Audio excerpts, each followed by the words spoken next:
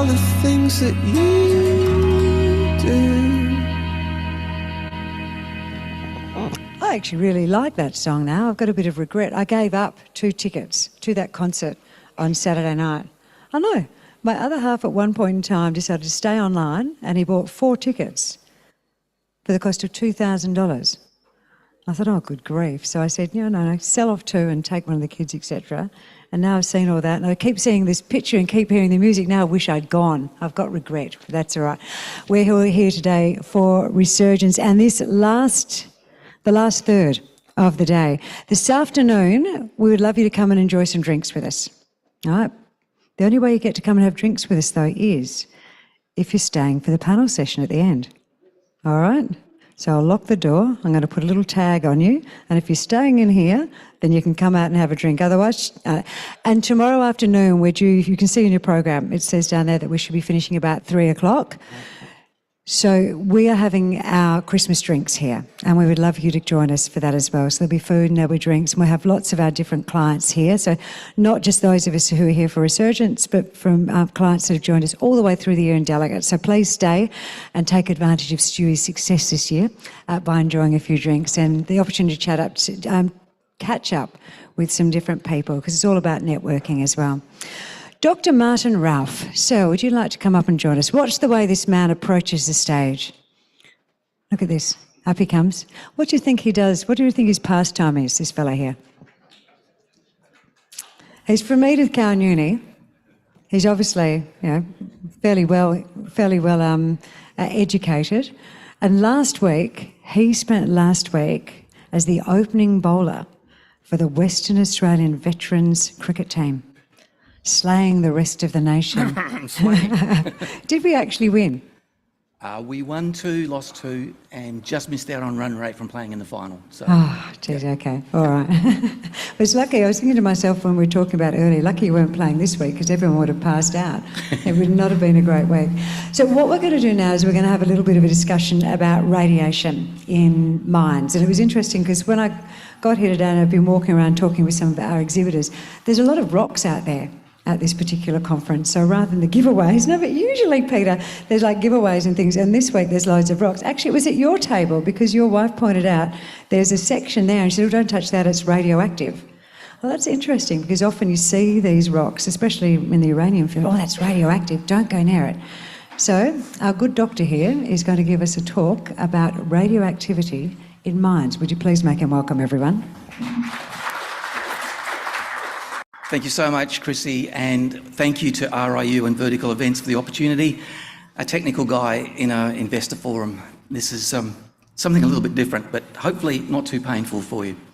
A quick disclaimer, there are some in the audience that might recognise me. I actually do hold a senior position with the Mine Safety Regulator.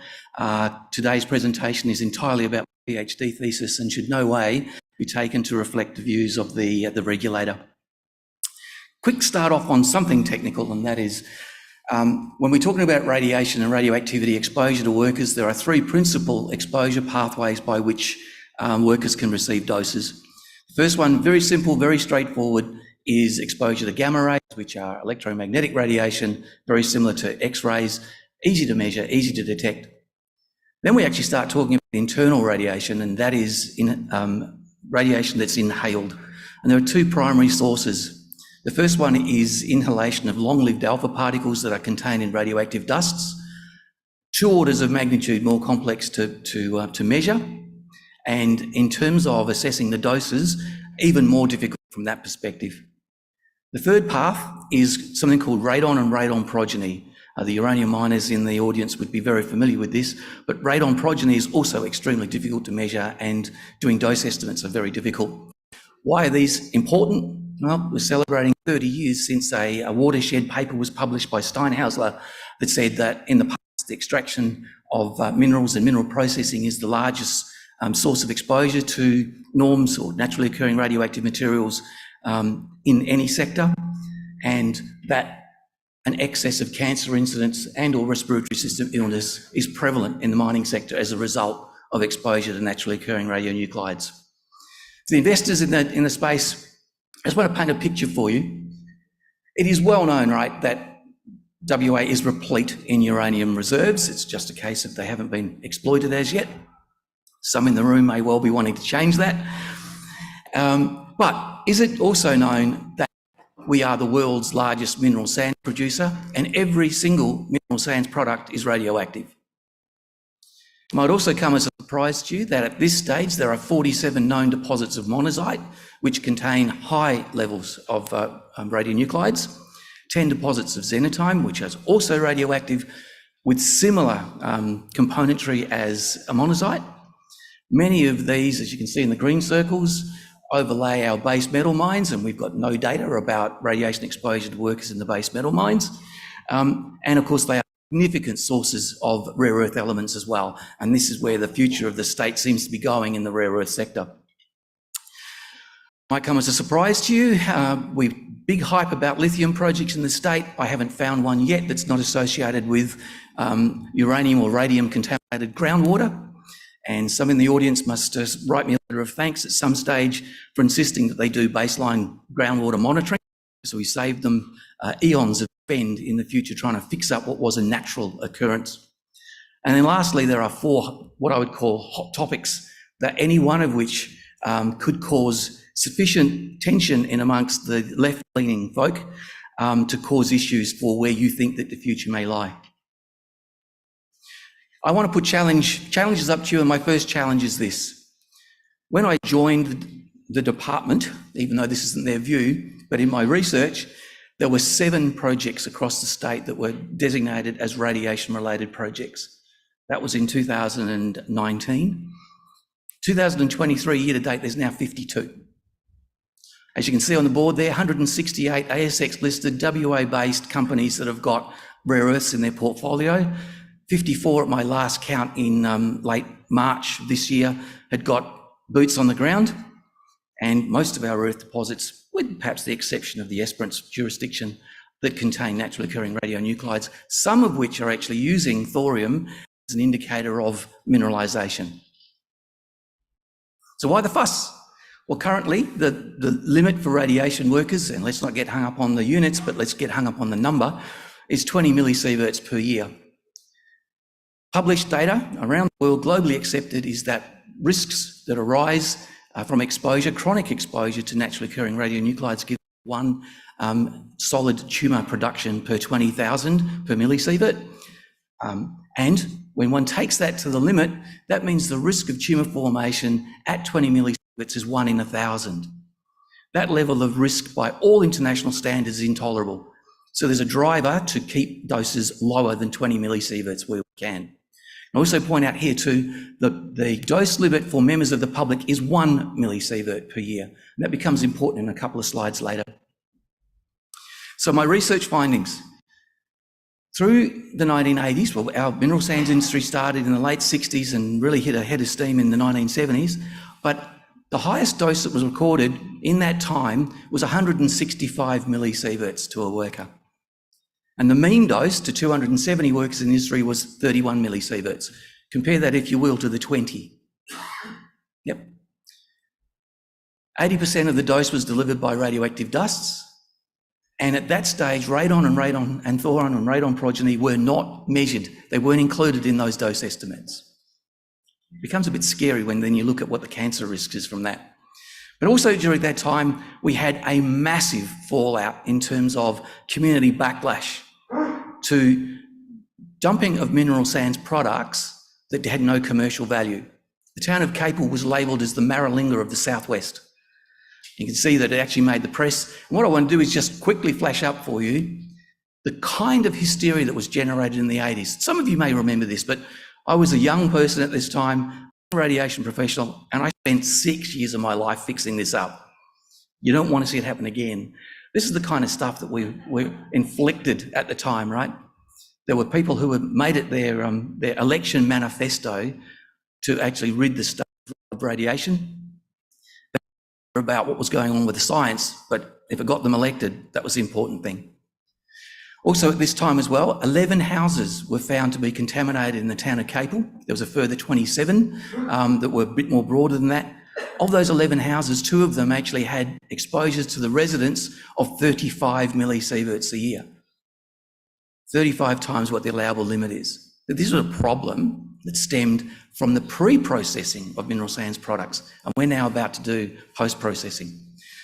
I want to just show you now, what does outrage look like in 2020?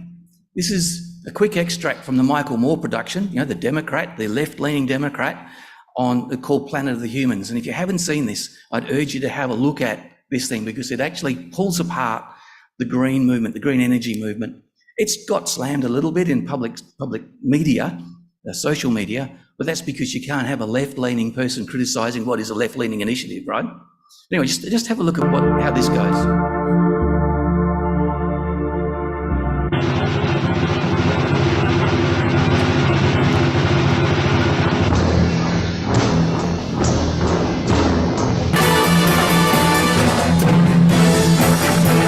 Electric cars, wind turbines, and solar panels use rare earth metals. And in fact, the rare earth mine is right up the street from here. In mining these deep deposits, about 90% of what they pull up out of the ground contains uranium, thorium, and low level of other radionuclides. Radioactive waste that has to be disposed of somehow. They kind of turn into a paste and spread it over the desert floor. Well, that's good for the desert, right? Yeah, the desert loves that. The idiocy in all of this absolutely cannot extend civilization's life. This relies on the most toxic and industrial processes that we've ever created.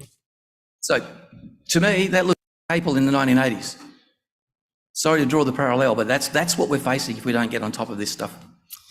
So, challenge number 2 for you is that international authorities in the last 5 years have gone and revised the risk factors for radiation exposure, and these risk factors have made their way into Australian and West Australian legislation. My PhD forecasts that as a result of those changes in risk factors, the doses that we reported in the 1980s would double as a result. The mean would be 55 millisieverts, nearly 3 times the exposure standard now. That maximum dose would sit between 250 and 300 millisieverts, which is 12 to 15 times the annual limit. And that's all woolly, right? You know, look at that. But let's turn that into real risk, into cancer risk. That means that 1 in 65 workers at that level could be expected to develop cancer as a result. That is absolutely intolerable. And you will not win a workforce with those numbers, simple. And I'd like to point out that very little has changed in terms of the separation process in the mineral sands industry from the 1980s to now. The only difference is we're not producing monazite as a product anymore. Challenge number 2A that I've got here, this is a little graph of the contributions from gamma, long-lived alpha in dusts, and radon progeny. And you'll notice now that about 25% of the doses delivered by radon progeny, which we weren't measuring in the 1980s, so that 250 to 300 could easily be 350 to 400, okay? Here's another challenge, and this is the one that you all have to consider, because the school of social opinion is going to take this data and is going to ram it straight down the industry's throat. First one is, this is the expansion of the industry in terms of the number of radioactive sites up until 2019-20. So I haven't done this for the latest. You can see obviously an expansion of the industry. What's happened to the maximum dose reported by workers? It's gone up correspondingly. Correlation is not causation, but move to 50 sites. And if that trend follows, there, my friends, is where your issue is going to lie. Second one here is, and again, you know, Minister of the Crown hates seeing this, is that this is the number of workers in the green bar in the industry. And again, it reflects where we've gone in terms of the massive expansion.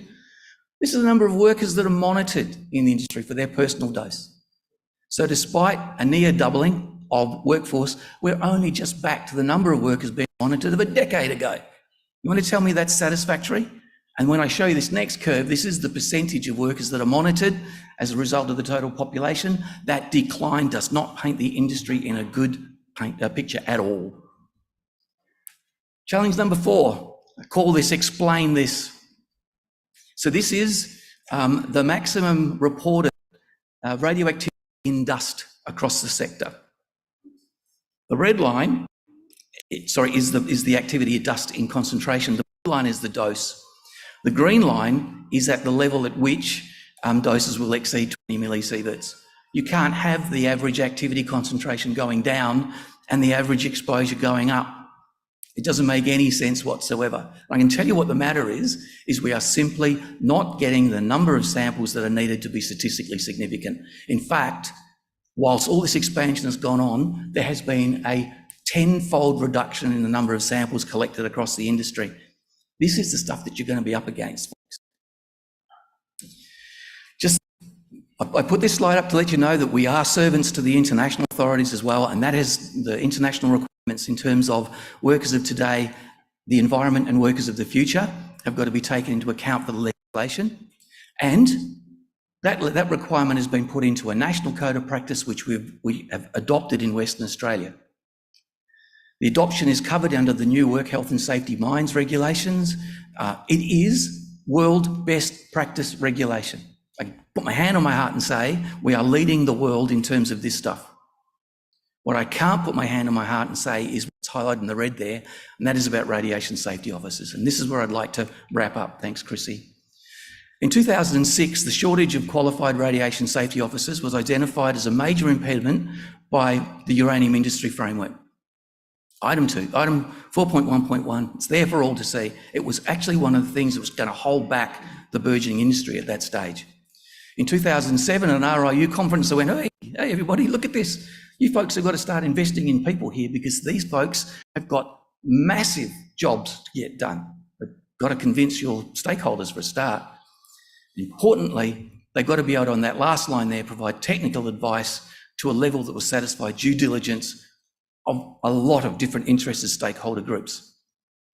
2015, I repeated the message and said, look out folks, you're up against it here because you can't fast track the development of these people. They have a degree in science, technology, engineering or maths. They need to have done 12 months working under the supervision of an established RSO. They need to do specialised courses, and nowadays they have to sit exams and hold units of competency.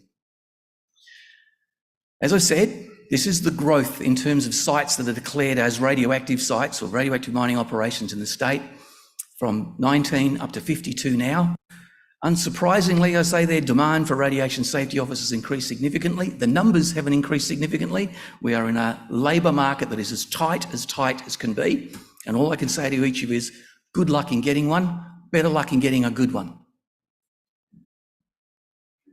This is my research thesis. I hope you'd find it a ripping read. I'd encourage you to download it and have a look. But the full story is in there, and naturally in a 15-minute presentation, I can't cover off on a tenth of what we've done. But I hope I've at least whet your appetites for a little bit more information in the space. Tracy, thank you very much. That was really, really interesting. Thank you so much, Doctor. And you got me so well that I didn't even look at the timer. So, yeah, I would actually, and the fact that you've been saying this for years and years and years, do you foresee people actually listening to you in the future or not? Okay. Oh, it was interesting. Maybe we all need to start having that conversation as well and helping you out. Thank you very much. Right. Who's this fellow here now? I was a bit confused when I went looking for our next company. Because I was looking for Okapi, correct? No, Yeah? it should be Basin Energy, 245. I know, it was you guys there, that's exactly right. So let's go and hear Basin. I've had a couple of issues because we've had some program changes, etc., because we've had people coming in from America or going, etc. So Let's go back. So Basin Energy is next up, a uranium exploration and development company with an interest in 3 highly prospective projects positioned in the southeastern corner and margins of the world-renowned Athabasca Basin in Canada, which we heard about a little bit earlier when Siobhan was in here.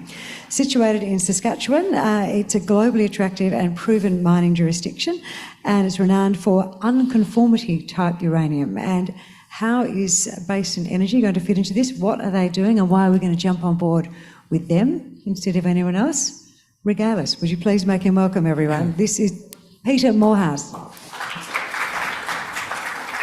Brilliant. Thank you, Chrissy. What a great introduction. And we'll run you through why Basin is a pretty exciting proposition and what we're up to in the Athabasca. Firstly, though, how brilliant. Not 1, but 2 uranium power sessions. And it's just fantastic to see such a broad set of uranium projects being talked about, very different value propositions. But look, Like many of the talkers you've heard, we've been in uranium for a long time, and it's great to see this focus back in the sector, and a real excitement and a buzz. And look, we're only just getting started, guys, so watch this space. From my perspective, it's fantastic to be able to have those guys go before, because it means I don't have to cover off on the uranium macro. Happily chat to you about it. Feel free to drop around the booth and I'll talk about it for the rest of the conference. Okay, so Basin Energy, who are we? The disclaimer statement, feel free to come and talk to me. Basin is a pure play uranium exploration company. We've been in existence for about 18 months. We IPO'd in October last year on the ASX, ticker code BSN. Currently sitting with a market cap of just over $10 million, and at the end of last quarter had just over 4 in the bank. Important because we're fully funded and we have got a set of drilling starting in just a couple of months' time. We are interested currently only in the Athabasca Basin. So Athabasca Basin, northern Saskatchewan in Canada. This is home to uranium mining for some 65 years. It's been a top 3 producer of uranium globally for 45 of those. And with that, you get a really great jurisdiction to operate in. There's a clear framework to operate. There's a clear framework to explore.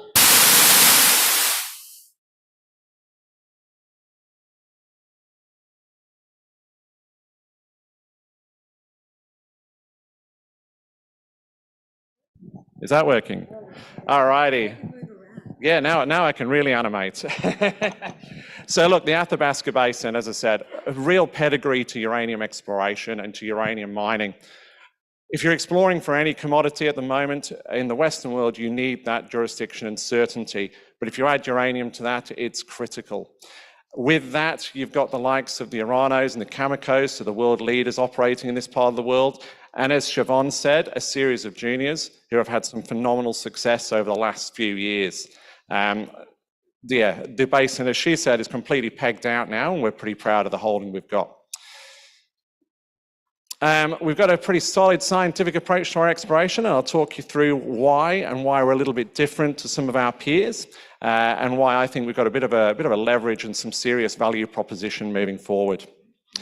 Okay, so the Athabasca Basin, we're talking northern Saskatchewan, central Canada, right at the top. The basin is a sedimentary basin, which is shown in the outline on the screen above there. And all of these dots, the green and the whites, are major uranium deposits or uranium mines. For those of you less familiar with uranium deposits, we talk about grade, we talk about size, and a pound is not a pound. Every deposit has its merits, and quite clearly, you can't just look at grade and size. I like to compare this with the big opportunities in Australia. Let's look at Cigar Lake there. So Cigar Lake, 350 million pounds, sitting at about 16% uranium. We compare that to what we have in Australia. We can compare it to, say, Jabiluka, Northern Territory standalone uranium asset, about the same size, 350 million pounds, but around 0.4%.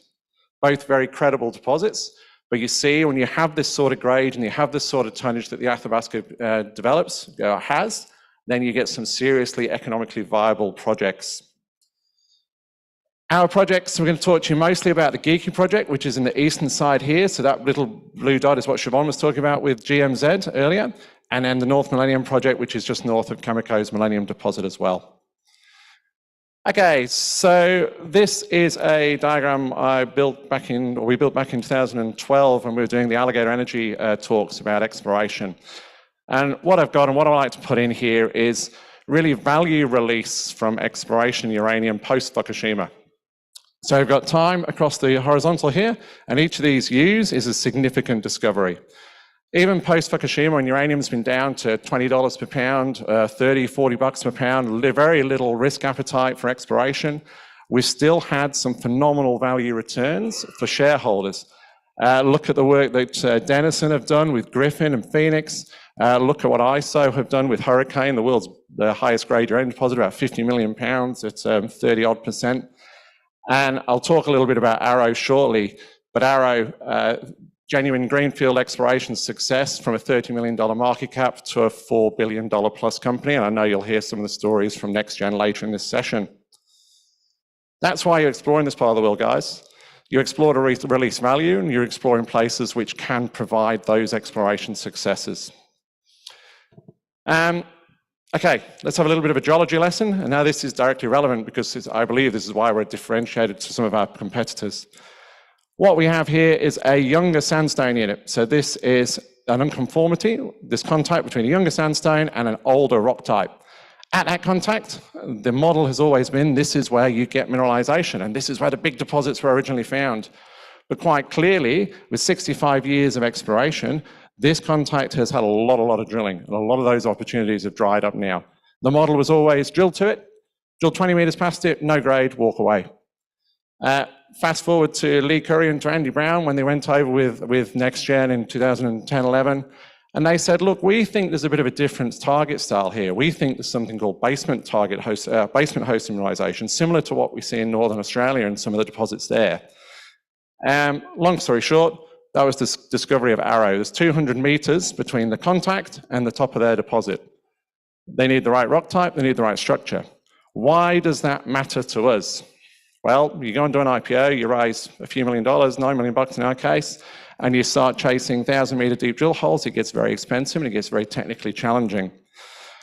The implications of the Arrow discovery, and we're seeing it coming to fruition now with the likes of Siobhan and the team, is those rock types, which I talk about here, are actually at surface or just under some shallow glacials on the eastern side of the project area, eastern side of the Athabasca Basin here. That means you've got the right rock types and the right structures for some of the major deposits of this part of the world that have come in completely overlooked because we didn't have this sandstone contact. You've got a little bit of cover over the top, enough to mask a big deposit, and it's in the top 100 or 200 meters of surface. So suddenly, geophysics starts to work, drilling becomes a heck of a lot cheaper, and you've got a big holding. And that's the proposition we bring with the Geeky project, and that's going to be the focus of the rest of the talk now. So Basin, as I said, IPO in October, we started off going, okay, we need to approach this technically, we need to look at how to try and de-risk this as best as possible before we drill. We're not doing anything fancy. We went and looked for structures. We went and did some magnetics. So we flew magnetics and we were looking to build a geological framework of the faults that are there. You're looking for big faults, things that can move fluids around on a large enough scale to form a big uranium deposit. So we did mag, and then we're looking for rock types. We're looking for a specific lithological contrast. So we did EM. Again, nothing particularly fancy, basic EM, high resolution, modern technologies. Followed that up with a first pass drilling. We did 8 drill holes. And what did we see in that? We saw scale. We saw 30, 40 meters of thick alteration. Think back to Siobhan's alteration. Very similar rock patterns in here, guys. We saw, critically, evidence for uranium. 4 out of the 8 drill holes had anomalous uranium, up to 0.25% in them. So I'm not saying this is an all-grade hit. I'm saying this is proof that this plumbing system's working, the system's active, and you've got the scale opportunity with these rocks here. So we did 8 holes. We got pathfinder elements, so that's the metals that float around with these deposits in 5 of those, and we got uranium in 4 of them, and we got the right rock types. When we were doing this, uranium was still bubbling along quietly, sitting at about $60 per pound. So we said, right, what's the best way technically to advance this project, most cost-effectively for shareholder money? And we looked at what some of our competitors had done. So there's a company called Basin Energy who sit very close to the 92E project. They also recognize these same fault patterns, so the same 2 that we've tagged with uranium in. And what they see is that the scale of the alteration is big enough to be mapped in gravity. So we said, right, let's go do a gravity survey. We flew an airborne gravity survey, and that's where we are today. So picked out 2 big faults, both with scale, both with uranium in them. Flew airborne gravity, looking for big gravity lows, which will indicate that you've had the most fluid floating around, and selected a series of these gravity lows sitting correlating to that known structure. And that's what we're seeing in this map in front of you. This was only released a few days ago. Now that forms the basis for our next follow-up drill program. As I said, fully funded to go. We'll be rolling out a drill rig in late January, early February, and we'll be systematically testing the best targets that we have associated with these structures. What an opportunity, what a part of the world to be exploring, and you're looking at that potential reward of an Arrow is a pretty exciting place for a $10 million market cap company. Okay, and that's just a bit of a close-up of that drilling area and the direct anomalies sitting adjacent to this. And again, Siobhan mentioned scale. This is to scale on this map. These are the deposit sizes, and this is what we're looking for. So you see Arrow, 300 million pounds. And you see how that sits in these structures. They're only small, it's a big area. Taking this technical approach is by far the best way to try and do exploration in this part of the world. Okay, just briefly, we've still got a couple of minutes left. We also have what we call the traditional nonconformity targets. So if you think back to my geology lesson a minute ago, in our North Millennium and Marshall projects. So this is surrounded by some of the bigger players of the area. Athabasca, Cameco are looking in the area. The North Millennium project, creatively named because it's just to the north of the Millennium deposit. Now, Millennium is about 100 million pounds at 4% uranium. To understand why we're excited, we have to understand a little bit about that deposit. So we have a fault, which Cameco called a mother fault, big north-south structure, sizable, regionally sizable fault, like what I was describing at Geeky. Where it passes a specific rock type, we have a geophysical response, and the geophysical response disappears, and in that fault, we've got hosted 100 million pounds of uranium. Head to the north, a couple of Ks, and we've had a little bit of drilling, and you've got those elevated pathfinder minerals, copper, cobalt, nickel, moly. Head into our project area, and you see the same disruption in the geophysics. So we're interpreting that to be the same rock type. So you've got a fault that you know is carrying a lot of uranium, and you've got what we're interpreting to be a repeat of the same rock type, and you're only 7 Ks from a major uranium deposit on the same structure. Pretty exciting proposition. A little bit deeper, 700 meter target depth, but it's one that we will be doing some ground geophysics on in the next couple of months and setting up for a drill program when the time is right and we've de-risked it to the best that we can. Add a little bit more weight to this. Our joint venture partner, it's just got chopped off this diagram, but in joint venture with Cameco next door, have just milled 9 meters at 2.5% uranium in that same geophysical structure. So again, adding to the thesis that technically this really, really makes a compelling story. We'll leave the Marshall project, but feel free to come and have a yarn to me about any of the technical credentials of these and about the uranium space and what we're up to. Briefly on the board, Blake Steele's our non-exec chair. So Blake was formerly the CEO of Ezaga. So during the last downturn, 2017, 18, 19, built up a series of US ISR projects. So took them from a micro cap and ultimately did a sale into Encore Energy for $200 and something million in early 2022. Very different skill set to mine, very M&A focused, very corporate focused. My background, uranium geologist, worked in uranium for 18 years, some familiar companies which I'm sure you'll be aware of, but has worked extensively in Australia and Southern Africa. And leading the technical charge is Odile Moffray. So Odile was formerly the project lead for Orano, based out of Saskatchewan, so Orano being the big French uranium miner. She ran their projects for some 10 years specifically on this style of Athabasca mineralization. So a nice, rounded, technical and corporate team. But that's all for me for now, so feel free. 1 more minute. Well, where do you want me to go? I was going off my timer. Thank you very much, guys. You did really, really well. Thank you so much, Pete, and thank you for your graciousness under fire from the technology. It seems to be getting into all of our bits and pieces today.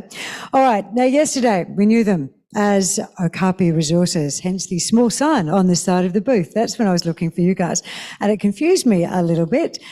Today we are introducing Global Uranium and Enrichment, correct? All right, that's good. Thank you very much, Jackson. It's good here, isn't it?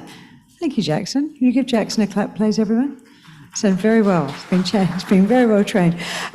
So it's a company, it's a new name, same company, but a new name, and it really sums up perfectly what you're doing. So Global Uranium and Enrichment is an emerging leader in developing uranium to support North America's transition to carbon-free nuclear energy. It's got several uranium projects. They're across the US, they're across Canada, and they're a cornerstone investor in Uberon. Now that's an Australian company that's pioneering next generation enrichment technology. So the Tallahassee Uranium Project in Colorado boasts a significant resource estimate with room to... There's too much for me to say. Would you like to actually just take over here? All right. No problems. To find out more, would you please welcome Managing Director Andrew Ferrier, who has kept his name from yesterday. Thank you. Thank you for that kind introduction. My name's Andrew Ferrier. I'm the Managing Director of a a company which was called Okapi Resources, and it still officially is called Okapi Resources with the ticker OKR. We no longer thought Okapi was a good name to represent what our ambitions and intentions are, which is growing a uranium company in North America. Okapi is an endangered giraffe in the Congo, so not very relevant to us. So we're now in the process of 1 or 2 days away from rebranding ourselves as Global Uranium and Enrichment, and we really like the name because it's exactly what we do. The new ticker will be GUE, but if you're buying shares as we speak, please still use the ticker OKR. So what's the opportunity to invest in global uranium? And I apologize if I can call ourselves Okapi during this presentation, but global uranium, we'll go through the assets. We're across the US, in Canada, and we're also in the enrichment. So it makes us fundamentally unique to all other sort of uranium companies in the listed space. But what you really need to know about uranium and the macro, I'm sure it's been spoken a lot about today, but we're in the early stages of the bull market. 2024 is going to be crazy, and it's going to show up in uranium equities. Uranium prices are US $80 a pound. If you look at the last bull run, it was 6.5 years. The uranium price went up 1,800%. So when uranium runs, it runs very hard. That's the main thing to understand. And what we're seeing now, relative to the last bull run, I would say there are more favourable characteristics for this uranium market to get a little bit more out of control. Uranium has been fundamentally uninvested in for the last 10 years since Fukushima. There has been no risk capital to invest in any exploration or development of effectively many uranium assets globally. We're in the US. Why do we want to be in the US? One, it's a good jurisdiction to work. Two, the US woke up 2 years ago to realize that 20% of its energy comes from nuclear, and that nuclear industry is completely reliant on Russian and Kazakh uranium and enriched uranium. That is not a good energy policy for the largest economy in the world. There are things in House committees as we speak talking about banning Russian uranium, in particular enriched uranium, which we can discuss more, but that's only going to bode well for companies with projects in countries like Canada and Australia, but in particular in the US. And we have one of the larger undeveloped uranium deposits in the US.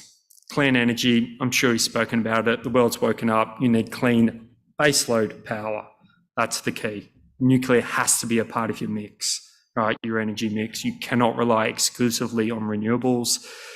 China knows it. India knows it. Europe's waking up to the fact. And the US is very aware of it when they have brownouts in the US as we speak already, and that's before every car in California becomes a Tesla.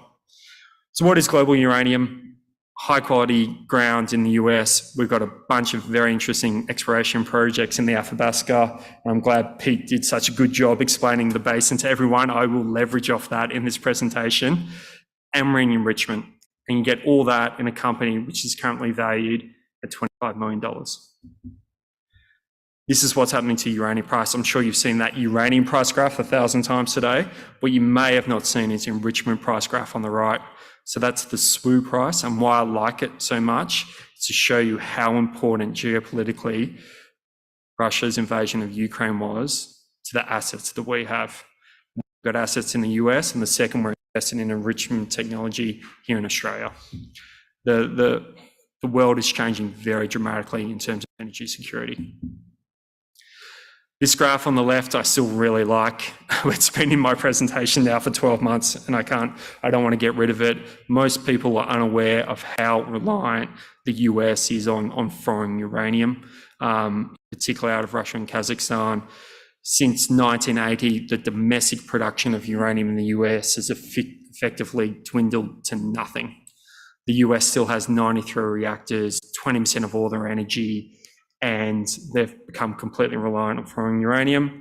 That's about to change in the next 6 to 12 months. So what is global uranium? We'll go into the assets now, but we have 50 million pounds in the US. We're in the Athabasca, and we have this enrichment play. All those sum of parts are worth a lot more than our current market valuation. So moving to the projects. This is what we have in the US and Canada. We have 3 different projects in the US. Our main one is our Tallahassee uranium project, which is in Colorado. We have an existing JORC compliant resource there of 50 million pounds at a grade above 500 ppm, 540 ppm. The entire district's around 90 million pounds. We've got a fair chunk of that today. This year, 2023, has been a very busy year for the team on the US. Effectively, Tallahassee's on private land and private minerals, which is a big advantage. We've gone through a county process to get a permit. We're in a state process at the moment, which we're in the back end of, and that will allow us to get on the ground and do the work we want on Tallahassee. On the next slide, you can see how much, this is the Tallahassee project, how much drilling has been completed already on this project. We're the huge beneficiary of a lot of sunk capital over the years, particularly by Cyprus in the 1970s, who got a full-blown mine permit to mine the Hansen deposit, which I don't really know how to work. There's the beamer here, but the Hansen deposit is effectively what you can see in the south there, where the very tight drillings occurred. So it's got 350,000 metres of drilling. It's a very well-known deposit. Hansen is sandstone hosted deposit. The grades there are the best grades in the whole district.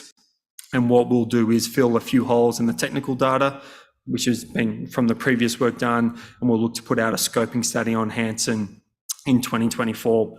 So that's all extremely exciting for us and a very keen focus for us. There aren't too many 50 million pound plus projects in the US, and in particular, this whole district, as I said, was 90 million pounds. Moving on to our projects in the Athabasca, we have actually a very substantial position in the Athabasca. We have 6 projects, close to 60,000 hectares. We acquired these projects close to 18 months, 24 months ago, in terms of buying projects at the right price. Obviously, these projects would attract a very different price today than they did back then. Once we acquired these projects, we were very systematic in how we chose to prioritise the projects, worked very closely with consultants in Saskatchewan, and Newnham and Perch, which you can see up there in the top right-hand corner, continued to show all the traits that we were focused on. And as Pete mentioned, we were very focused in acquiring projects on the fringe of the Athabasca Basin. And that's the reason for that. We're looking for basement-hosted deposits. And the key advantage of that, and being on the fringe of the basement of the sandstone, is that our drill targets, particularly in Newnham and Perch, are within the first 50 to 150 metres. And the importance of that is drilling the Athabasca isn't cheap, right? So there's a big increased chance of probability if you can drill, 10 holes at 150 metres rather than 2 holes at 750 metres, right? So there's that clear advantage for us. We've been very systematic again on Newnham and Perch. We had geos in the field 12 months ago, obviously mapping structures, doing a whole bunch of geochem. We then did airborne EM and gravity in April, May this year, an interpretation of those results, which isn't in this slide deck because it's such a short presentation time, looks very, very favourable. It ticks all the boxes, and we're very keen to get out there and drill these deposits sort of ASAP. We do have a range of other projects in the basin, and there are projects. So we have an exploration permit, obviously, at Newnham, so we're ready to drill. We also have one at Middle Lake as well, which you can see over there near the old Clough Lake mine. So that's the US, that's the Athabasca. The sort of the third leg to the global uranium story was earlier this year. We invested into a company called Uberian. Uberian is an Australian company which is focused on advancing and developing a chemical enrichment technology here in Australia. The company is based down at Ansto, which is in Lucas Heights in sort of southern Sydney, where the small nuclear reactor in Australia is based. The information has been classified by the Australian government. They continue to progress that work in the lab there. And Uberian is quite unique and quite interesting for a few reasons. One, there's not many opportunities to invest in the enrichment space. It's obviously a highly regulated part of the nuclear fuel cycle. and is largely controlled by 3 or 4 multinational companies who have been in the enrichment space for a long time. What's different about Uberian is it's a chemical enrichment company. That's separate to how enrichment occurs globally, which is through centrifuges, which is basically spinning uranium-235 and 238 as fast as possible around. One of them is lighter, slightly lighter than the other. And if you do that process thousands of times on top of each other, then you then enrich uranium to the levels required to go into nuclear reactors. The next sort of technology is SILEX, which is what most people in this room, I'm sure, are aware of. SILEX is a well-known company with a chemical enrichment technology. They have a laser technology, which is again very separate to centrifuges and very different to what Uberian has in chemical enrichment. Chemical enrichment isn't novel. It was investigated very heavily back in the 1970s by both the Japanese and the French, who spent hundreds of millions of dollars investigating chemical enrichment. At that point in time, centrifuges gained a lot of sort of a leg up through improved efficiencies in the centrifuge process, largely through materials of construction advances, which allow those centrifuges to operate more efficiently. But what Uberian are doing is from what they've seen, is a step better than what the Japanese and French were doing back then. So it's very exciting. It's sort of something we're very excited about, very proud to be invested in the company. We're a 22% shareholder. I'm on the board of the company, and it's obviously something that we follow and pay close attention to, and are pretty excited about what that company can achieve over the next 6 to 12 to 18 months. We touched on it earlier, but Russia has a fair chunk of the control of the enrichment capacity globally. And that wasn't an issue for a long time, and now is an issue. There needs to be a pretty dramatic expansion of Western enrichment capacity around the globe, and you could see that pretty directly if you just looked at a share price chart of SILEX over the last 24 months. So I think this is one of these technologies that isn't going to need to sort of force itself onto the market. I think the market's going to come and grab it, which is pretty handy, and we'll continue to update our shareholders as Uberian continues to advance moving forward. This slide is important just to highlight the uniqueness of Uberian. Chemical enrichment has some fundamental unique characteristics which make it a simpler process. It simplifies the nuclear fuel cycle. And one of the reasons that, and this is a pretty simple demonstration, but centrifuges and laser technology require a gaseous product. They UF6, that is achieved by going through the conversion process. The conversion process in itself is a very constrained market at this time. Chemical enrichment, which is what Uberian is investigating, doesn't require the yellow cake, which is mined, to be turned into a gaseous process. So it just takes one whole step out of the nuclear fuel industry, which is particularly handy when you think about building our capacity moving forward. This is our corporate snapshot. As I said before, very busy in the US. Obviously talked about our Tallahassee project, which will be advancing very quickly next year. We also have other projects in Colorado and in Utah, which we have permits to go drill on as we speak, particularly our project in the LaSalle district, our Rattler project.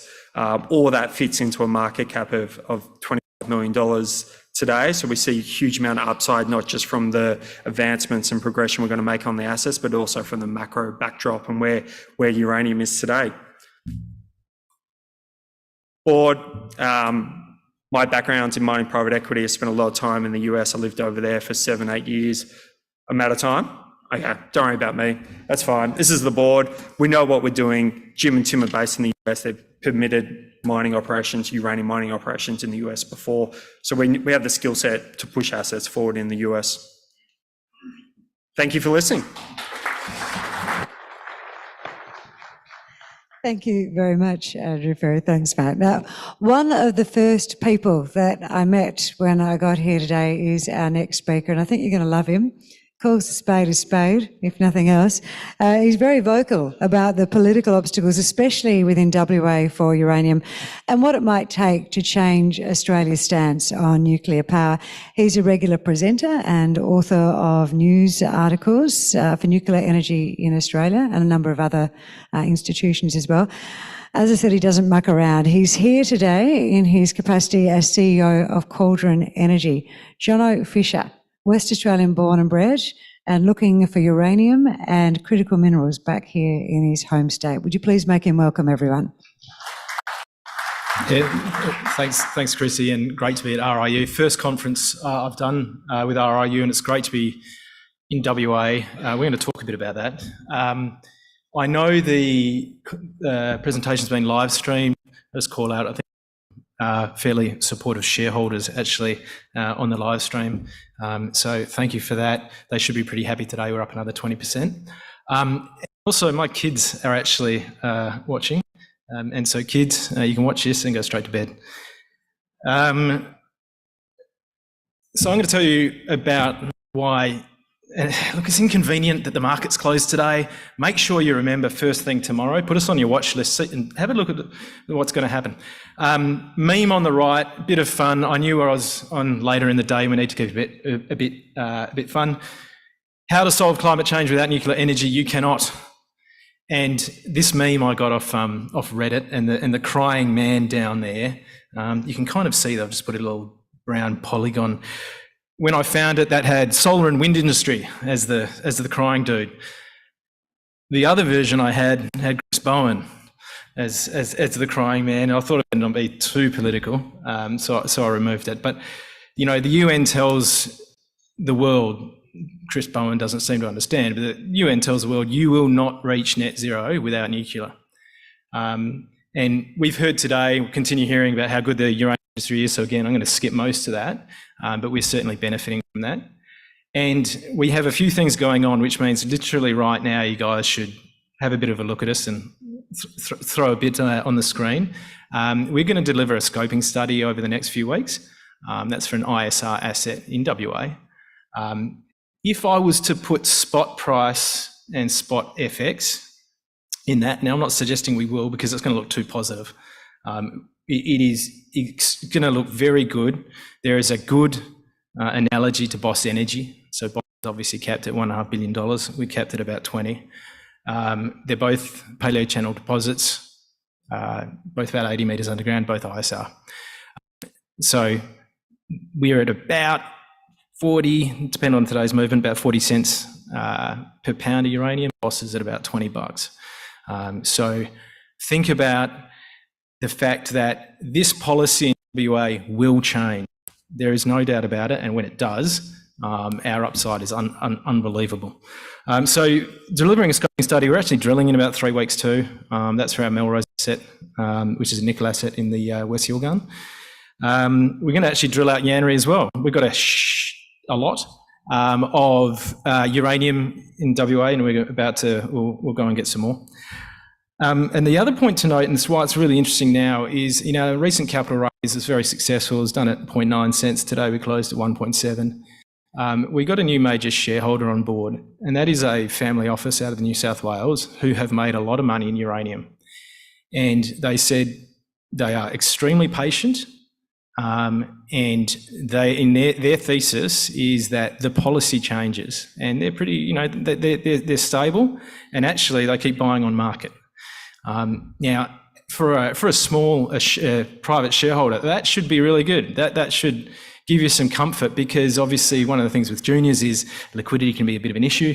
Well, to know that there is an active major shareholder buying, I think is fantastic. And you've seen our volumes, which is the next slide, have gone, the trading volumes have gone absolutely through the roof. So, a bit of information on this side. I'm going to call out Ian Mulholland. He's here somewhere, but these lights, I can't actually see him. You know, John Borshoff got a bit of an emperor's welcome in terms of his track record in the industry. Well, I'd say the most respected geo in the room's got to be Ian. A long history of exploration and discovery. His Padawan is Angelo Socchio, who is a Brazilian geologist. So hopefully he'll be at the conference tomorrow. He's just a little bit busy planning our drill campaigns, but he'll be down here too. Now, those guys technically mean we can do a lot of good technical, but we also review a lot of, new projects from a technical perspective. And so one of the things we will be doing, we're going to buy another asset in due course. We're thorough. We're not going to buy just the first thing that comes across the desk, but we are looking for more uranium. You can see the increase in volume. You can see the increase in share price. Look, that share price increase might look a bit steep, but what I'll say is we're only starting to get back. We're not there yet to where we should be. The company has a history. We've been out in the wilderness for about 5 years, and we did a recap about a year ago. So the company's, if this share price chart went back a few more years, you'd see the price at 30 cents, and it's trended down.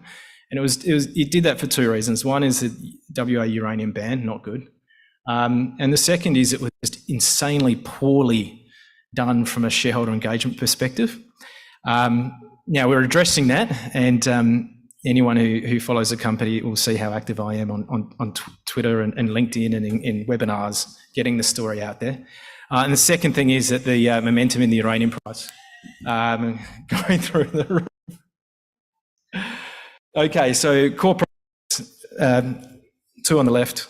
We do have some WA silica sand assets that we will get rid of in due course, and we've sold a historic asset.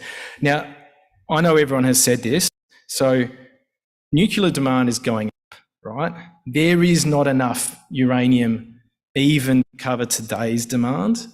And today at COP28, the US, the UK, and a few other companies are saying they are going to triple their nuclear capacity.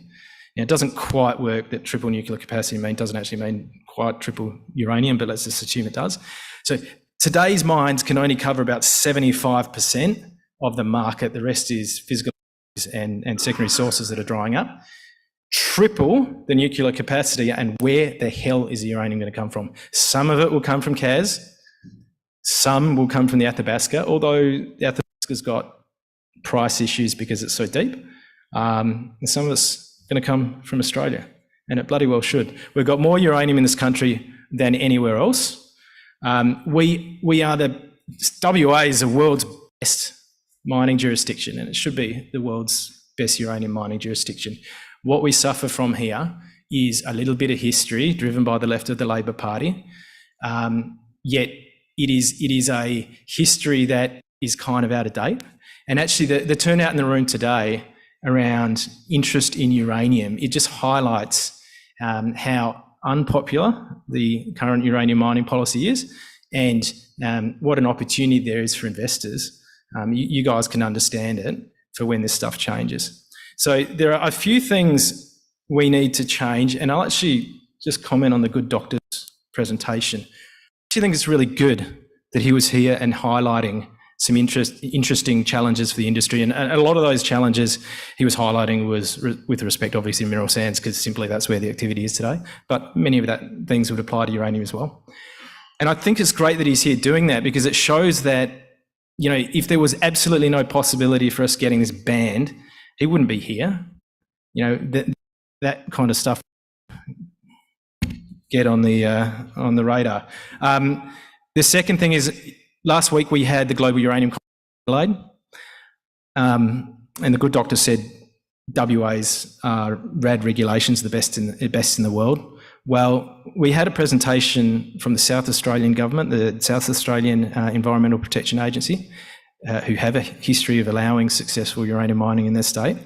Their changes to the regs over there, they say the world's best practice, and my God, they were practical, right? They were supporting an industry that delivers money into their state coffers, and they were in an industry which has extremely high worker satisfaction.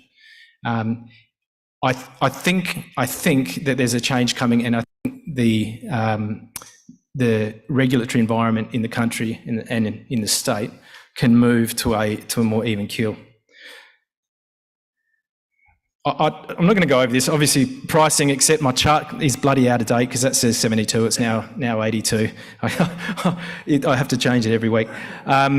So, state of play in WA. the Libs support uranium mining, right? Number one. Number two, it is a policy, not legislation, that stops it in the state. Now, what does that mean? It means that when the government changes, they don't have to introduce new legislation. It is literally the pen of the mining minister makes a few notes on a page and that's done. It will be very quick when that happens. So it either happens at the next election, the odds are improving on that, or maybe the one after. Or the other thing that can happen is that the Labor Party reads the room and sees how popular or how unpopular the policy is. And so there's a lot of engagement going on at the moment. We've got polling out, which was on the next page. There are debates happening federally for nuclear, and they apply to the state as well. And this is the stuff that would not have happened 5 years ago, driven by a fundamental desire by the population to get to net zero, to address climate change, and people just common sense saying, why the hell would we try and do this with a one arm tied behind our back? So what do the polls actually say? Well, the polls say, and it's this middle one here, the polls say that the uranium mining ban is very unpopular. Now, this is from the Minerals Council. We did this polling a few months ago. Everyone would expect that the majority of Liberal voters support uranium mining and oppose the ban, right? That wasn't surprising. Majority of Labor voters support uranium mining. 34% of Greens voters support uranium mining. 80% of One Nation voters support uranium mining too. So you know you're already at a point where the majority of the population, and this is shouldn't surprise anyone. We're a mining state. The majority of the population want uranium mining in the country, in the state. The majority of Australians want nuclear energy to be considered as part of the future energy mix. So we're not saying, let's go nuclear, let's go build 20 reactors. What we're saying is, why do we have a ban on nuclear energy in the country? It doesn't make sense. Remove the ban, let any proposed plant go through the enormous amounts of red tape and bureaucracy that it will do, as you have to do when building any major project in this country. Let's see what the market can deliver, because globally, the rest of the world's delivering nuclear, and when nuclear comes online, power prices tend to drop. And it's something where I saw a tweet the other day where people are suggesting that actually Chris Bowen is becoming a bit of a liability to Anthony Albanese with respect to his energy policy. They've swung so far to the left. And it'll be interesting to see how that plays out, because there's certainly a groundswell of support for nuclear and uranium. Now, what would a uranium mining industry do for WA? Well, I can think of very few policies that would create so many new jobs, really well-paying jobs, from construction operations, but also labs, R&Ds at university, a huge amount of jobs, and then multiply, that economic multiplier for the community. The state gets new royalties, income taxes, payroll taxes, and diversification of revenues. Okay. And the other thing is, when you consider Scope 3 emissions, we could help the world decarbonise, right? We survive on iron ore and oil and gas at the moment. The Scope 3 profile of those are horrendous. Australia, WA especially, can actually, if you consider Scope 3 on uranium, we can become a net carbon sink, and we can improve the outcomes for the world. I'm actually not going to talk about the rest of our fantastic projects, but I'm here for the next 2 days, so come and have a chat. My final point is here, where we have a POW approved to drill out Yanri. We'll be doing that when it gets a bit cooler. That'll be on the back of a new scoping study, which will show a fantastic outcome for an ISR project. The exploration target on top of that makes it an even bigger asset. There's a lot of uranium there. It's truly a world-class asset. So I'll leave that, Chrissy. So thank you all, and please come and have a chat.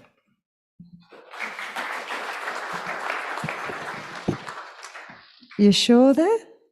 I'm prepared to give you 20 seconds of extra power. You see, you're good now? Did you say goodbye to the children? That was the more important thing. Quick, they might still be listening. What are the kids? What are their kids' names? Emily, Willow and Tommy. 3, just the 3. King Thomas. King Thomas. And you fixed that, just stopping at 3? All right. Look, there was a real spring in the step of our next presenter this morning when I saw him. First words to me, and he was accompanied by a huge grin, nothing to do with me, because the first words that came out of this fellow's mouth were, "It's you time. It's you time." Just like his beloved Carlton, it's you time. It's time for a resurgence of both Carlton and uranium. And they're 2 topics that our next presenter is very, very passionate about. He had a definite date for me when the pinnacle of Carlton would be in 2024, and that is the 28th of September. He wasn't exactly sure on the day and the month of when his beloved Valor would be the explorer on the lips of everyone here in Western Australia, but it's definitely 2024, and he wants to take you on that ride. So would you please welcome our next presenter, the Executive Chairman you are now, aren't you? Valor Resources Executive Chairman, George Bauk. Please make him welcome, everyone. Thank you, Christy, and thank you also to the organisers of Vertical Events, Stewie and Jackson, who do a fantastic job. And I think Jackson singled me out about being in the early days of the uranium conferences when there used to be protesters out the front of the Esplanade in Fremantle. How far we've gone.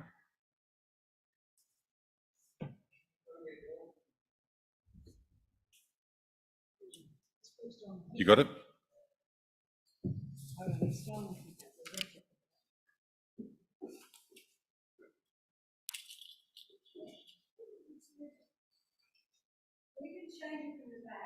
Okay. All right. So if I just take you through the Valor investment proposition, there's been some fantastic presentations today, and I think the first one by David Franklin from Argonaut really highlighted a number of key things. They talk about what they look for in an investment target. They look at the jurisdiction, the commodities. They look for third-party validation when it comes to other companies that look at their projects to see what the value is. And there's a number of these factors that we can talk about within the Valor portfolio. We've also got a track record of discovery, and our technical director, Robin Wilson, who's on a plane at the moment going to Peru. Robin was the person that discovered the Browns Range heavy rare earth deposit up in the northern part of Western Australia. So he has a great claim to fame of being the leader of discovering that project. And that was, I always say that was right place, wrong time. I think hopefully we're now in uranium exploration, we're getting to the right time to find these discoveries.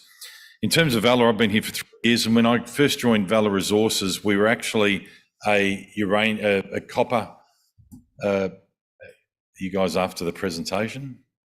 I've got a copy here.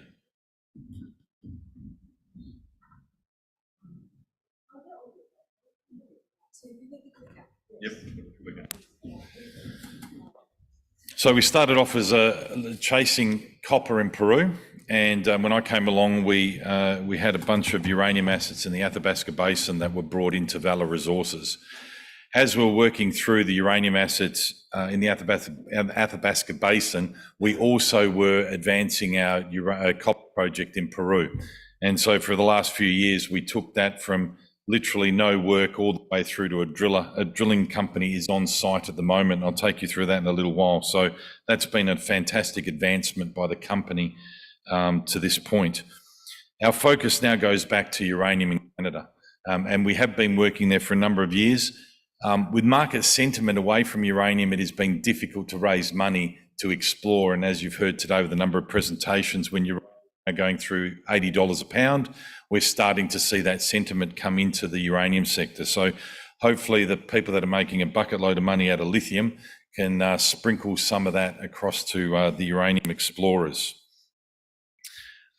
We've got a portfolio, here we go. That's the disclaimer and forward-looking statement that I should have mentioned at the outset. So we divested our portfolio out of Peru to a company called Firetail and also Barrick.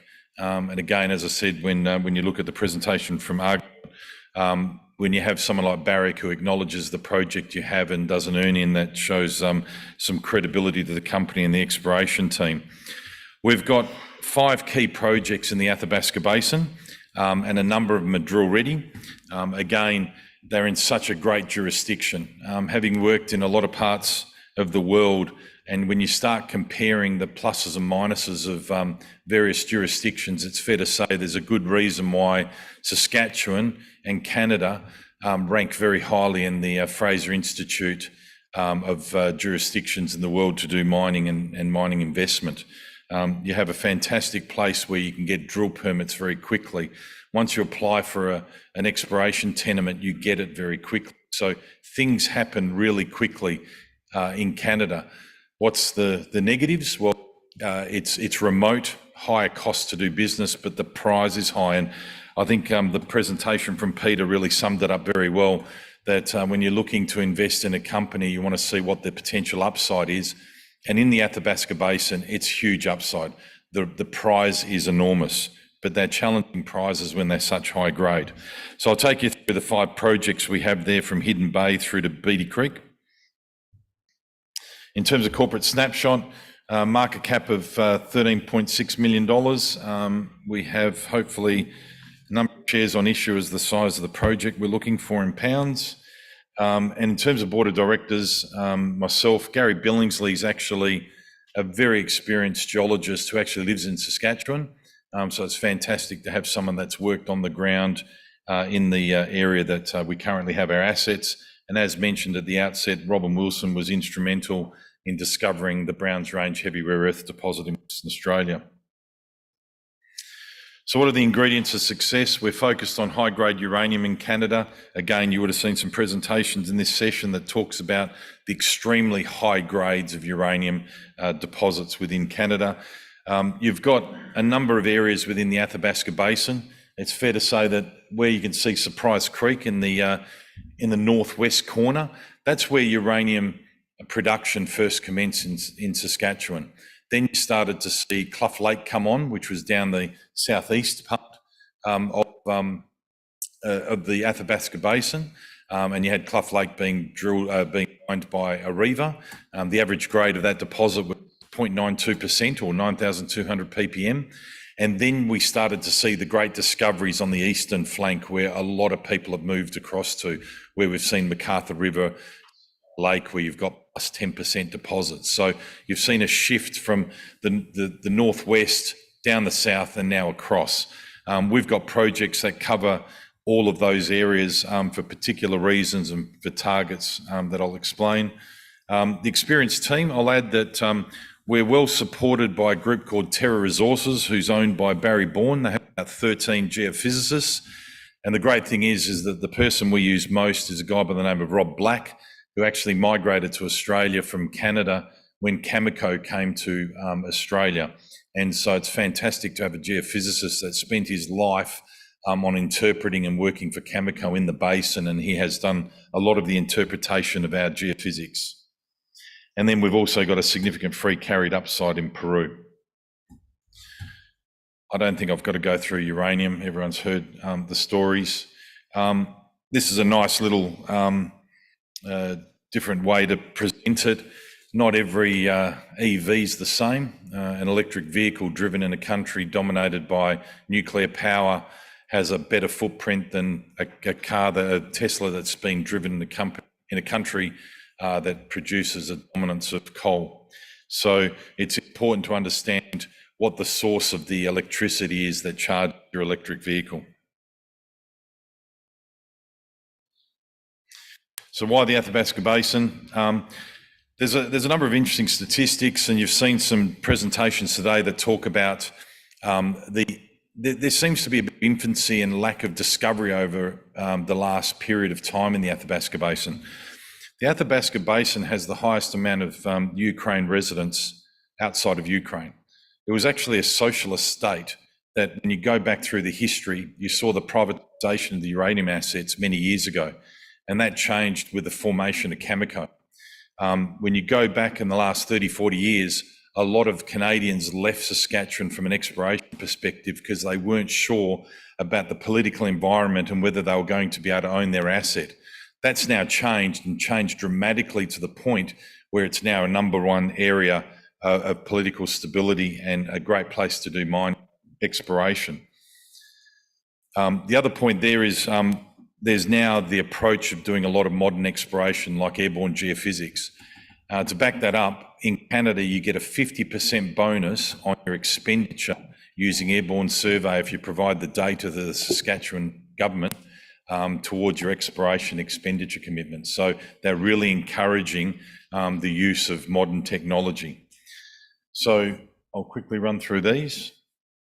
So this is our #1 project, and again, through the guidance of Barry Bourne, we use a very detailed process to rank our projects based on geological factors, proximities, potential, and so forth.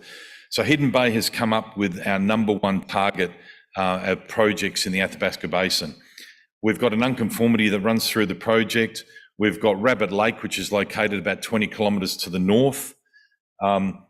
It's undercover, so we've had to use airborne gravity. So we flew that about 15 months ago. It's been processed by the guys in Fremantle, as mentioned. We've used radon to try to get some form of geochem, which can be useful. And we've now identified a project which has 5 holes for up to 2,360 metres. We're fully permitted. We hope to be drilling this in 2024. And as mentioned before, we will be targeting these gravity lows. So these have all been designed and ready to drill. Clough Lake, again, this is on the on the southwest side of the Athabasca Basin. Again, when you look at neurology, within 7 kilometres of our boundary, you've got the Clough Lake project, which delivered about 60 million pounds at 9,200 ppm, and there's structures that support that. We've got favourable mineralisation that should be coming onto our property. You've also got the Shea Creek project, which is about 100 million pounds, running at about 1.3%. It's probably one of the best projects in the Athabasca Basin that has been undeveloped. However, that deposit starts at about 700 metres. So I'll just quickly highlight that with the interpretation of our gravity work, it's been identified that our targets sit between 50 and 150 metres of surface. So again, I think as Andrew highlighted with his analogy, it's probably better to drill 10 200-metre holes than 2 750-metre holes. So that's the advantage we've got there. Again, we've got drill permits in place. That's all been designed, ready to go, and we hope to be drilling there in 2024. Surprise Creek is in the southwest. That's a new area people are going to. This one's different to the other 2 projects. The other 2 projects are driven by geophysics. This has got a lot of geochem, a lot of rock chips and soils on surface. There was historical drilling, so back in 1968, 55 years ago, there was a hit of 2.1 metres at 4.3%, which needs follow-up. However, you can get caught up in these high grades, great rock chips, let's go, but we need to do a lot more reconnaissance work, mapping. We actually need to fly airborne over this project area and then develop a program to target this. This is ranked #3 in our portfolio. Whilst it's got great grades on surface, we need to make sure that we're comfortable that it's got sufficient size to put a program there. On the left-hand side of this project area, there's quite spectacular copper grades. Philip Stodge did a lot of work a number of years ago and walked away from the project, and you can see 6.6 metres at 1.31% copper, plus a number of other hits of copper. So we're seeing a lot of exciting areas. We've just done a deal to expand the package, which goes to the northwest of that property. So we see this as an exciting project. Couple of minutes. So Hook Lake, we've drilled that. We had some interesting mineralisation to start with, but nothing earth-shattering. And this is ground right near Baseload and also the guys at Basin Energy. Beatty River, heavy rare earths, being my background with Northern Minerals, and Gary Billingsley on the board actually used to own this project. This has got some pretty stunning grades of heavy rare earths with particular reference to dysprosium and terbium, 1.15% dysprosium. You're lucky to get 800-900 ppm at times of dysprosium alone. So this is to the southwest of Clough Lake, and we'll look to get on the ground and do some early stage reconnaissance work. And just quickly, copper in Peru. We actually completed a deal with Firetail, $200,000 exclusivity, $550,000 cash paid on completion, which we received. We have 15 million shares worth about $1.5 million at the moment, a further 20 million through performance rights and hurdles. So we'll own 20% free carry of this project plus 20% undiluted diluted position in Firetail. Chirake, we pegged that, cost us about $40,000. Barrick gave us $200,000 beginning to take that project, and they're working on that now. We'll earn up to $1 million of payments over the next number of years as they advance that project. So we've been able to recover value for our shareholders. We've stopped the dilution because Firetail are doing the work. They are drilling this project. So every bit of work that's been done in Peru was done by the team at Valor Resources. Most of them migrated across to Firetail. Drilling is underway at the moment. It's currently on the Fudician target, which is the big red blob of IP resistivity, and they're about 150 metres down that hole. I wish I could build camps in Western Australia at the price of the picture camp, because that camp's at 4,200 metres, brand spanking new, and cost us $60,000 to build. So cost effective in Peru, and it's a very, I think it's a great country to work in terms of the support of the government. However, it took us 20 months to get the drilling permit. So that was the big negative of working in Peru. So in summary, we've pivoted back to uranium. We got lost in Peru, but I think we've created value for our shareholders. And if Firetail hit the jackpot there, I think we're going to have great upside in there, both in the share price, up to 35 million shares free carried in that project. It's in elephant country, but now we're into, we're in uranium. We've been there for 3 years. We just haven't shifted there because it's the sexy thing of the day. We started there in October 2020. The Athabasca Basin is one of the greatest grades in the world, so there's a great advantage to be there. You can get your permits quickly, and I'll hand over to Christy. Thank you. Yeah, George, thank you so much. I'm sorry about the technological challenges there, but you did well, showed your mettle. All right, our next presenter has many years in the resources sector under his belt. On the odd occasion, he travels out of the uranium sector, but somehow he always finds himself winding back in. And this time, the draw card was a project in Senegal, in West Africa. And Senegal is seen by the World Bank as a good place to be investing in. They see it as one of the most positive places in West Africa. So the project itself, the company, actually, we are having this discussion a bit. And if you read your program in front of you, have a look at the name that's in front of you. John Davis, how do you say the name? Haranga.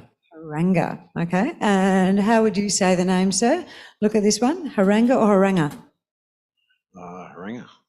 Haranga. So it's a bit of a potato, tomato, but now you sit there and you think about it and you remember the name of this company. What we want you to remember is what the secret sauce for the project is. So think scale, think grade. Peter Batten is their MD, so let's hear what he has to say about it. And I'll give you the ability even to change the pictures. There you go. Yeah, make it nice and easy. Thank you. Thanks for the opportunity to introduce Haranga. The correct way to pronounce it. Sorry? Pull them down. You know what, let's wait for 1 second. Ladies and gentlemen, can you put your hands together, please, for Peter Batten. Oh. Thanks. Thank you for the opportunity to introduce Haranga. I haven't presented at a conference for over 10 years, so excuse my nervousness. It's a bit daunting. That you can read at your leisure. So I have only just joined Haranga. I joined in September, and I was attracted to the company because of the assets that they have and the team that they have, and the opportunity that is there, also by the fact that the timing is absolutely correct for uranium. Got a lot in common with George's talk. I was impressed with Dave Franklin's comments, and at the end he came up with a list of 8 items that investors should look for going into this dangerous world. Like talking to my wife after 4, I didn't hear anything more. So, but if you look at Haranga, we have the first 4 down pat. The mining province, Senegal's a very stable country. They're pro-mining. predominantly phosphate and gold mines, but they like us. In fact, the village mayor has asked us to please find a mine because they'd like the economy. We have a significant scale asset. We have a resource of 16.1 million pounds inferred that we put out in September. And whilst it's not huge, it is open in all directions and can be expanded.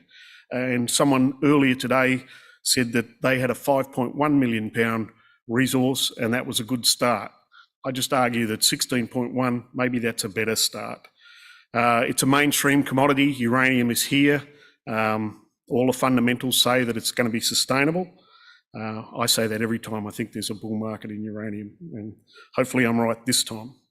And then the fourth component was competent management. And with the team that we've got a team housed in Senegal that's been there for 23 years, and they've been operating within the system, and they're very, very knowledgeable in that area. We've just started on the World Economic Forum matrix, and we're going forward with this, and we'll progress that and publish our results as we go.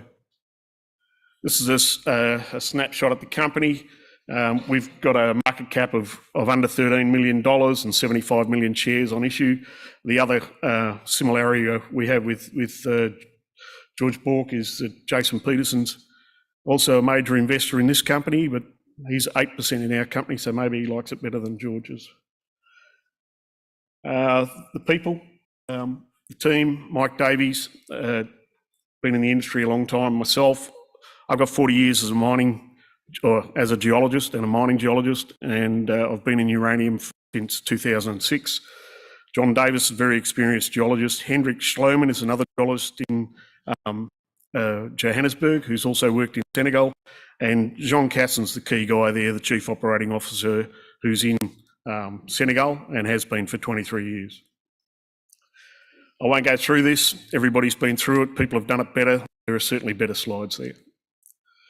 So we get to Senegal, and why Senegal? People don't know Senegal. I was recently at the Australia Down Under conference, and I spoke to hundreds of people at the conference. I found 2 people who were familiar with Senegal. So Senegal is in West Africa. It's considered by the World Bank the safest country in West Africa. It's about to enter its 4th peaceful transition of government since independence in 1960. It's a population of 17 million people. Dakar, the capital, is a major modern city with good infrastructure, good health care. Infrastructure extends outside the capital, unlike several other West African countries. We're 880 kilometres away from Dakar, and that's sealed road all the way. State power is available everywhere you are in Senegal. It's a pro-mining jurisdiction. They have phosphate mines in the north and they have gold mines in the southeast. Within the area, there's 40 million ounces of gold mining in the southeast. And it's a modern mining law. It was the new mining law came out 2016 and the regulations came out 2017. We talk about jurisdictions and mining jurisdictions. I was there. I left Senegal September 22, having sat down with my team up there and devised the next stages of our exploration. We agreed that we would start auger drilling of our termite mound anomalies to determine the orientation, the mineralisation responsible for it. We agreed to do that on September the 20th. We started drilling last week, unlike George's 20 months to get his drilling permissions. So the Soraya project is the main asset that we have at the moment.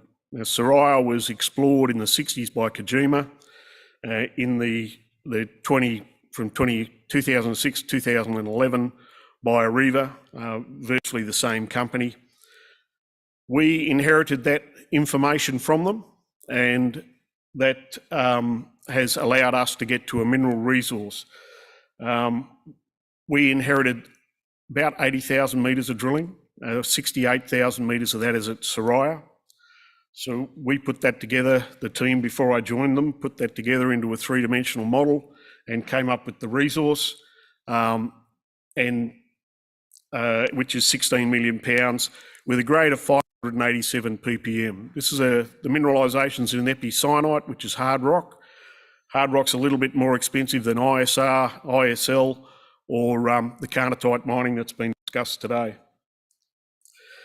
This is the resource. This is Soraya, the model. You can see the blue empty wire frame. That shows that the information is data bound and that we can expand the resource by drilling those extensions. The majority of the drilling was completed by Kojima. Haranga drilled 22 holes to confirm the data. Nearly all of Kojima's drilling was above 160 metres vertical. Ariva's drilling went down to 240 metres vertical, but that's not as much drilling as Kojima. The majority of the drilling is by Kojima. So that 16 million pounds can be expanded on, and the grade, as has been pointed out again today, is the grade is an important factor in all of these resources. Soraya is one of 7 anomalies we have in a corridor of anomalism that's 25 kilometres long. The process that we use to explore for uranium over there is the initial sampling of termite mounds.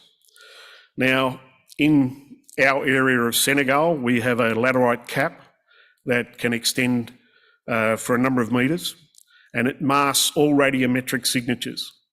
Soraya was selected by Kojima to explore because the laterite cap is missing in that area, and toids and the epicyanite, which is the host of the mineralisation, were exposed, and were exposed to radiometric surveys. That's how they located that. You can't do that everywhere, and so what we've resorted to is a very common method in this part of Africa and elsewhere in the world, and that's termite sampling. So first we do wide-space termite sampling.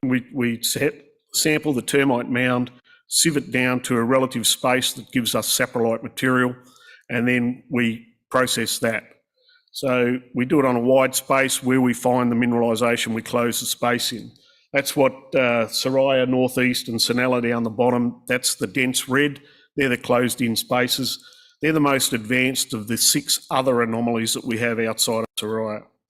So presently we are auger drilling those anomalies, and that's to determine determine the orientation of the mineralisation that's sitting underneath and is the host of the anomalism. Once we have orientation, we will select one of those 2 anomalies to be the next anomaly that we drill. And we've booked an RC drill rig for December, middle of December, which is the dry season, the only time we can drill. So these are those 2 anomalies, and you can see the augering that's about to happen. That's an auger in the bottom. We've got a fully funded 20,000 metre auger program, and that will test those and give us the best indications for the next way forward. The RC drilling, the intention of the RC drilling is to locate the next Soraya. We think that we have the potential within that 25 kilometre mineralised corridor. We have the potential for numerous other Sorayas. And Soraya's at 16 million pounds now, but can be expanded further drilling. The resource is 100% inferred. We're actually getting a metallurgical sample over to Canada at the moment, and with the results, positive results from that test work, we'll be able to upgrade that resource to indicated and inferred. Apart from our uranium projects, we also have the Ibbal South Gold Project. Within that area, you can see in the right-hand diagram, there's numerous gold mines in the Birimian Greenstone Belt. There's 40 million ounces in that area. We've just completed termite sampling at Ibbal South, and we have a number of strong anomalies there.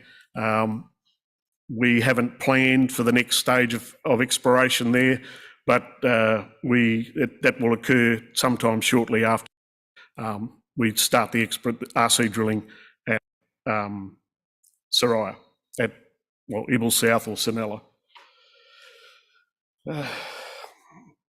This is the program for when we're going forward. And I guess it's our news flow at the same time. We put out the initial MRE in September. We've been trying to get the samples to Canada.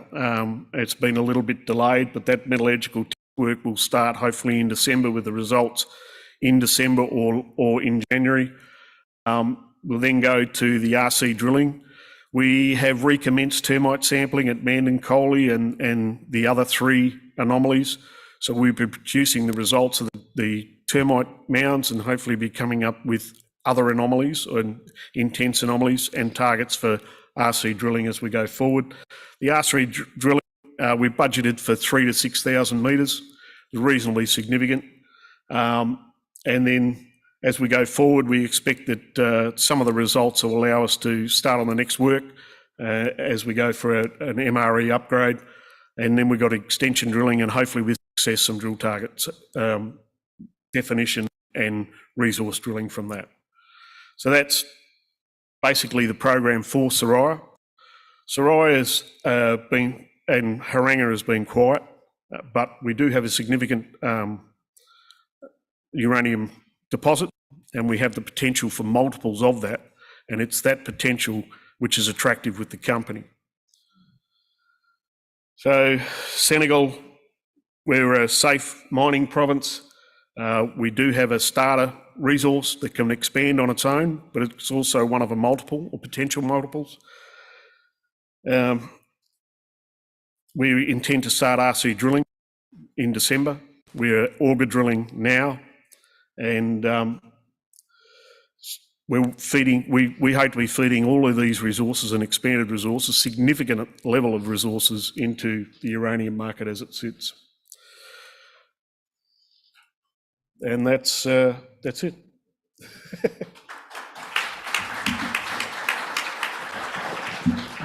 I reckon, Peter Batten, you did pretty well for a bloke who hasn't done that for 10 years. Would you give him a warm round of applause, please? That was really good.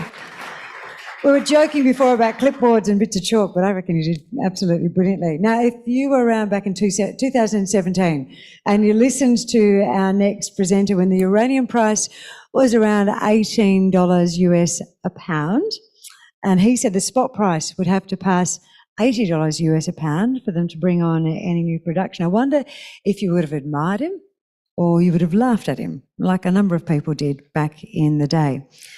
I think he was pretty optimistic that that spot price would manage to reach that figure. Brandon Munro is the individual who made that claim.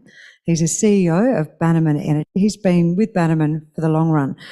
He believes in their prospects. He believes in the numbers they've run. And it is the most advanced greenfields uranium project.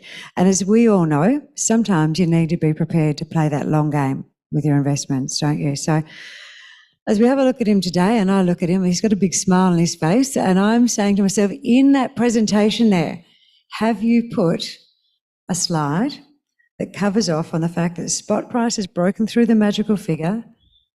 Are you prepared to make an announcement regarding new production? Would you please make him welcome, everyone?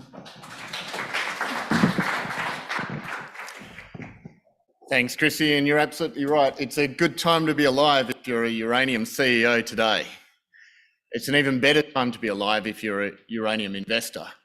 And tomorrow will be the second best time to be alive if you're a uranium investor.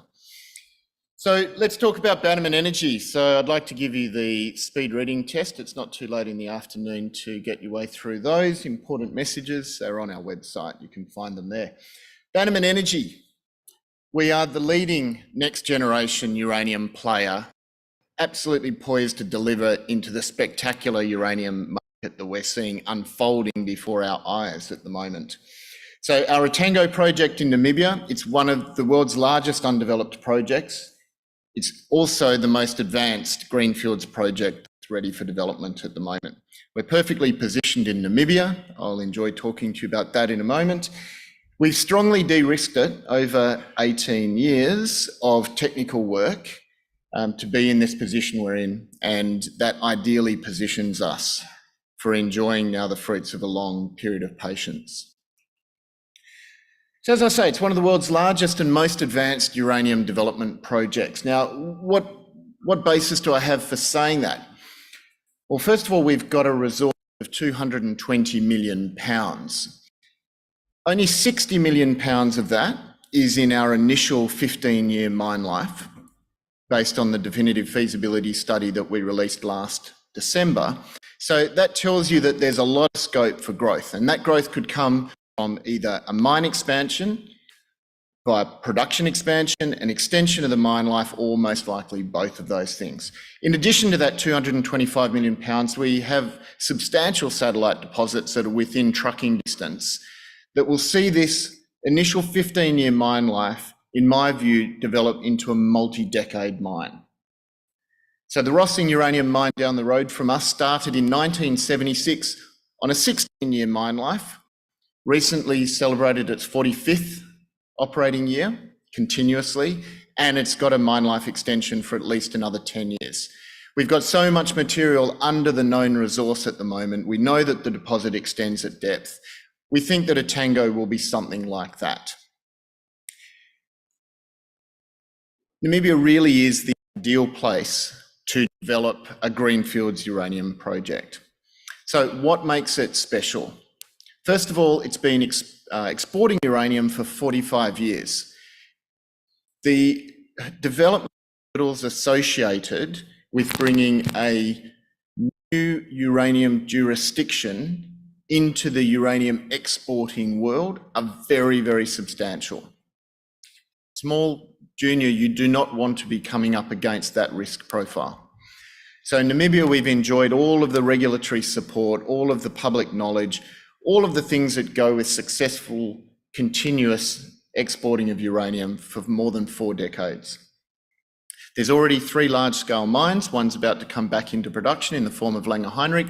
That means that despite the fact that Namibia is a tiny population, we've got an ample workforce, well-trained, of local Namibians that we can draw from when we're ready to start employing for our mine. It's a very clear mining code. It's got a good rule of law. The government regularly loses court cases, which is a good litmus test in Africa. And it's just a pleasure to be there. The community is highly supportive, and I feel qualified to make that statement because I lived there with my wife Angela for more than 5 years. So we were embedded in the community. We understand how they tick. And in absolute stark contrast to the challenges we've been talking about in Western Australia today, they support it, they want it. They're all looking forward to another uranium mine coming on because they've had 45 years of nothing but good things coming from uranium mining in the Swakopmund area of Namibia and the broader country.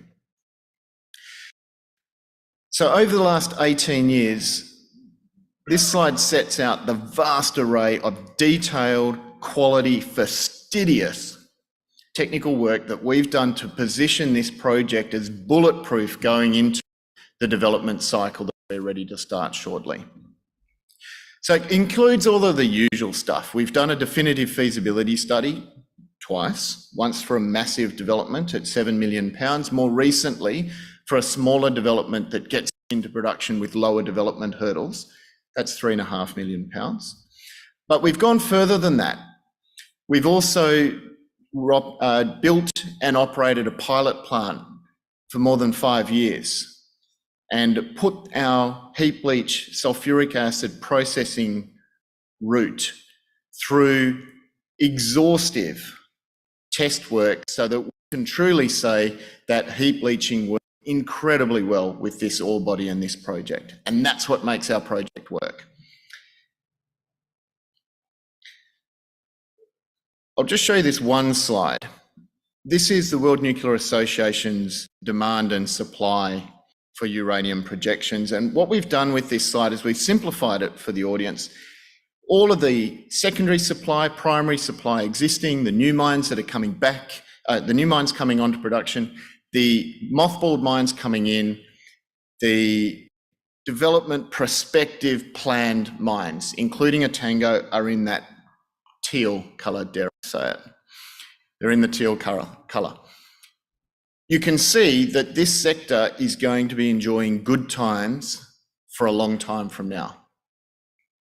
And Tango is perfectly positioned not only with our initial £3.5 million, but also to deliver an expanded case production into that gaping hole that we expect to be well supported by market prices. So corporate snapshot, we've got a market cap as we stand today of about a bit over 400 million Australian dollars. So relate that back to a 225 million pound resource of advanced shovel-ready production, and you can see the value proposition that we're dealing with here. We've got a strong board. We've got almost $40 million in cash with no debt. So we're as strong as you could possibly be in this situation. So what are the investment highlights? As an investor on ASX looking at a wonderful array of uranium projects that we've seen today, what makes Bannerman stand out? So look, first of all, it's a strong technical and commercial viability. I'll talk to the numbers in a moment. We're highly conventional, we're technically de-risked, we've operated a pilot plant. We have all of our environmental approvals in place. We've got all of the ESG boxes ticked, and we've filled the sustainability buckets well. And we've got a skilled delivery team that will deliver a global impact with our project. So let's break down quickly. So first of all, our DFS was for an 8 million tonne development. If you've followed Bannerman for a while, if you've followed Bannerman at least as long as I've been CEO, which happens to be a long while, you might remember that we were developing a really big version of a Tango. It was 20 million tonnes to produce 7 million pounds. Now, if you're only back to the story recently, I'd like you to know that we've focused on an 8 million tonne throughput development. It's at a head grade of 240 ppm. Namibia is known for successfully delivering low-grade bulk tonnage mines, and what makes our project absolutely sing is that the heap leaching works exceptionally well, as proven by 5 years of pilot plant. So it's a 15-year initial mine life. We'll obviously move a lot of material. It's a bulk tonnage mine. We get exceptionally good recovery for a heap leaching project in only 22 days of leaching. Average production initially 3.5 million pounds. That comes out to the cash cost of $35 a pound, and it will need a pre-production capital of $317 million US. Chrissy, I'm going to ask for your microphone in a moment, because I feel like every time I say something really critical, we drop out. We kill. Okay, not going to get any feedback. Okay, this is, oof, that's made me sound even deeper. Well, hello. Okay, all right, we're back in comms, ladies and gentlemen. So what does that mean? What do those figures mean for you as an investor and the returns that you can expect? So we ran a base case at $65. Not because I'd changed my mind, Chrissy, on the $80, but because that is what we did the scoping study and the PFS at. So we needed the analysts to be able to compare. And that produced a reasonable return in terms of a post-tax NPV over 200 million US and an acceptable IRR of 17% post-tax. What we also did, true to our level of commitment about this sector, is back in December when uranium was trading below $50, we put out an $80 a pound upside case. What you can see from that is a dramatic uplift in the economics. So the cash flow goes up post-tax by 70%, the post-tax NPV more than doubles, payback goes down, IRR starts to return a very healthy 24.6%. Now, what you need to understand is there aren't a lot of analysts who are stopping at $80 a pound right now.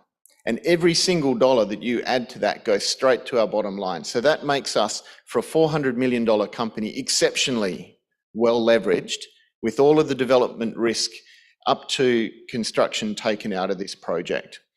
So that's what seems to be resonating with investors at the moment. Second one, as we talked about, it's a conventional production, technically de-risked. That's a picture of our demonstration plant that you can see there. Environmental approvals, and there's obviously a lot of them, they've all been received. We have a mining license in application at the moment at an advanced stage of consideration, so watch out for that one. And as I said before, both the concept of uranium mining and our company, with a long history of outstanding community relations, is very well supported in country. That's because of an enormous amount of CSR or ESG or community development work, a baseline environmentally that goes back since 2008. And in fact, that culminated in us winning the 2023 African Mining Indaba ESG Forum Award, which quite frankly is a really big deal, something we're really proud of.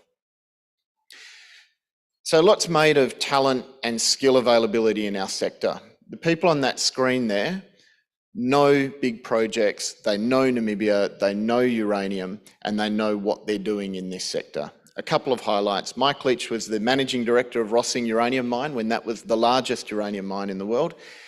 Gavin Chamberlain isn't phased at all by 317 million pre-production capital. He was the project director that built the Husab uranium mine in Namibia, and that was more than a $2 billion development. So he kind of feels pretty comfy about Etango, and he's got the experience set to match that attitude. Werner Ewald was the mining manager at Rossing for many years. He's based in Namibia, as well as Mike Leach. Steve Hurley, he was the financial controller globally for BHP Iron Ore.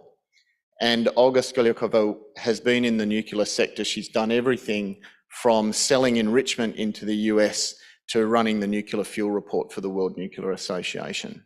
I've done a few things in the sector as well. So finally, what makes our project special on the global stage? Why do utilities in particular want to talk to us? So at £3.5 million, as investors, you can tell your grandkids, present or perhaps future for some of us, that that's enough to feed 6 to 8 full-size conventional nuclear power plants. Now, if they replace coal mining, that's 25 million tonnes per annum of coal that's displaced, which in carbon equivalency saves the planet 64 million tonnes every year during its operating life. And of course, at a local level, we are creating a whole host of jobs in Namibia. So the last slide, where are we at the moment? We're currently concentrating on contracting and financing. That will give us the ability to move through construction into production. And then, as I said, we've got the unique position of having a project pipeline built into Etango with an expansion case. So I'm really looking forward to being here next year when the uranium price is probably going to be 3 figures. And as I say, that's a great time to be alive as a uranium CEO. It's an even better time to be alive as the CEO of a uranium company that's shovel ready and absolutely poised to deliver into a uranium market that's on fire at the moment. Thanks for coming down.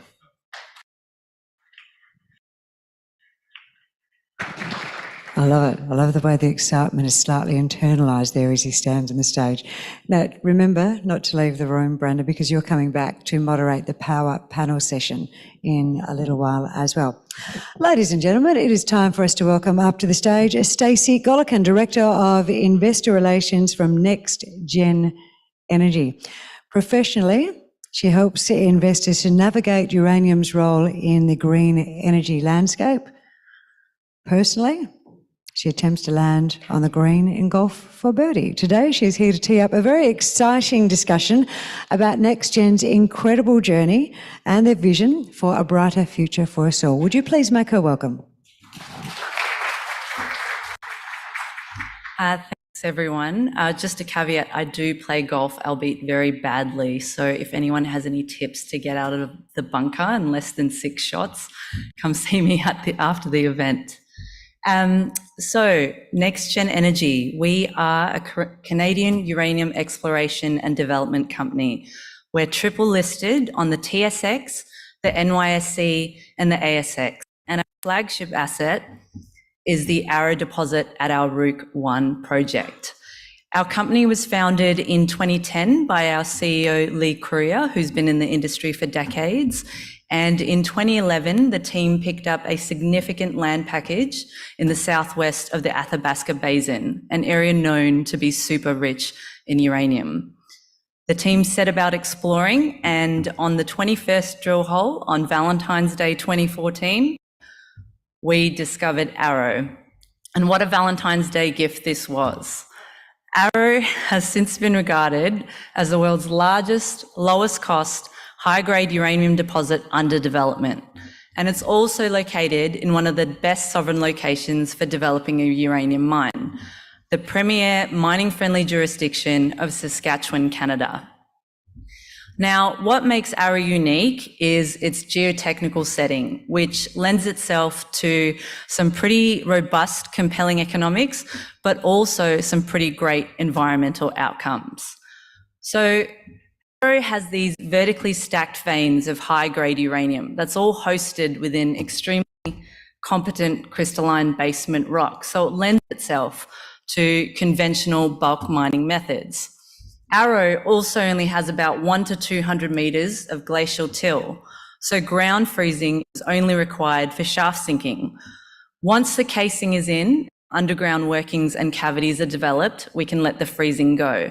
There's no more required for the life of the project. This is significant because unlike all the other uranium mines that are hosted in the sandstone, as they're in that wet, unconsolidated rock or in the porous rock, ground freezing is constantly and continuously required in order to access the ore body. If the ground freezing is not maintained, the entry points to the ore body can collapse on itself pretty quickly. So as you can imagine, this process of constant and continuous ground freezing is laborious and costly. And what you also find in these sandstone-hosted deposits is quite complex metallurgy. As there's been water going through the ore body over millions of years, this can result in high levels of arsenic and other deleterious materials that have to be dealt with once you get that ore to surface. Arrow doesn't have these aspects. As it's in that competent basement rock, there's been negligible water ingress going through the ore body, meaning that we have exceptionally clean metallurgy. So we have a relatively straightforward method of extraction, and we have a relatively straightforward processing circuit. So we have easier mining conditions compared to all the other uranium mines that are hosted in the sandstone. And we have exceptionally high grades, with over 60% of our measured indicated at 17% grades, or 170 times the average. These aspects all become big differentiators, leading to a lower capex and opex compared to all the uranium mines hosted in the sandstone. Arrow has nearly 340 million pounds in resources, the ability to produce 30 million pounds of uranium annually over an 11-year mine life. At an operating cost of $10 a pound, and based on our 2021 feasibility study, at a spot price of $75 a pound, we're going to generate over $1.5 billion in free cash flow and have a pretty quick payback period of less than a year. As our costs are so low, we go into production under any pricing cycle. We're also highly competitive in all pricing environments. So if you look at this chart, at a spot price of $75 a pound, we're going to generate $2.5 billion in EBITDA.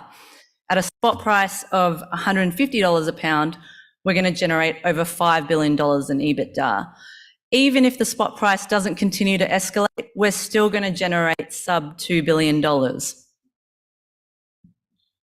And based on free cash flow alone, once we're in production, we're on our way to becoming a top 10 world mining company.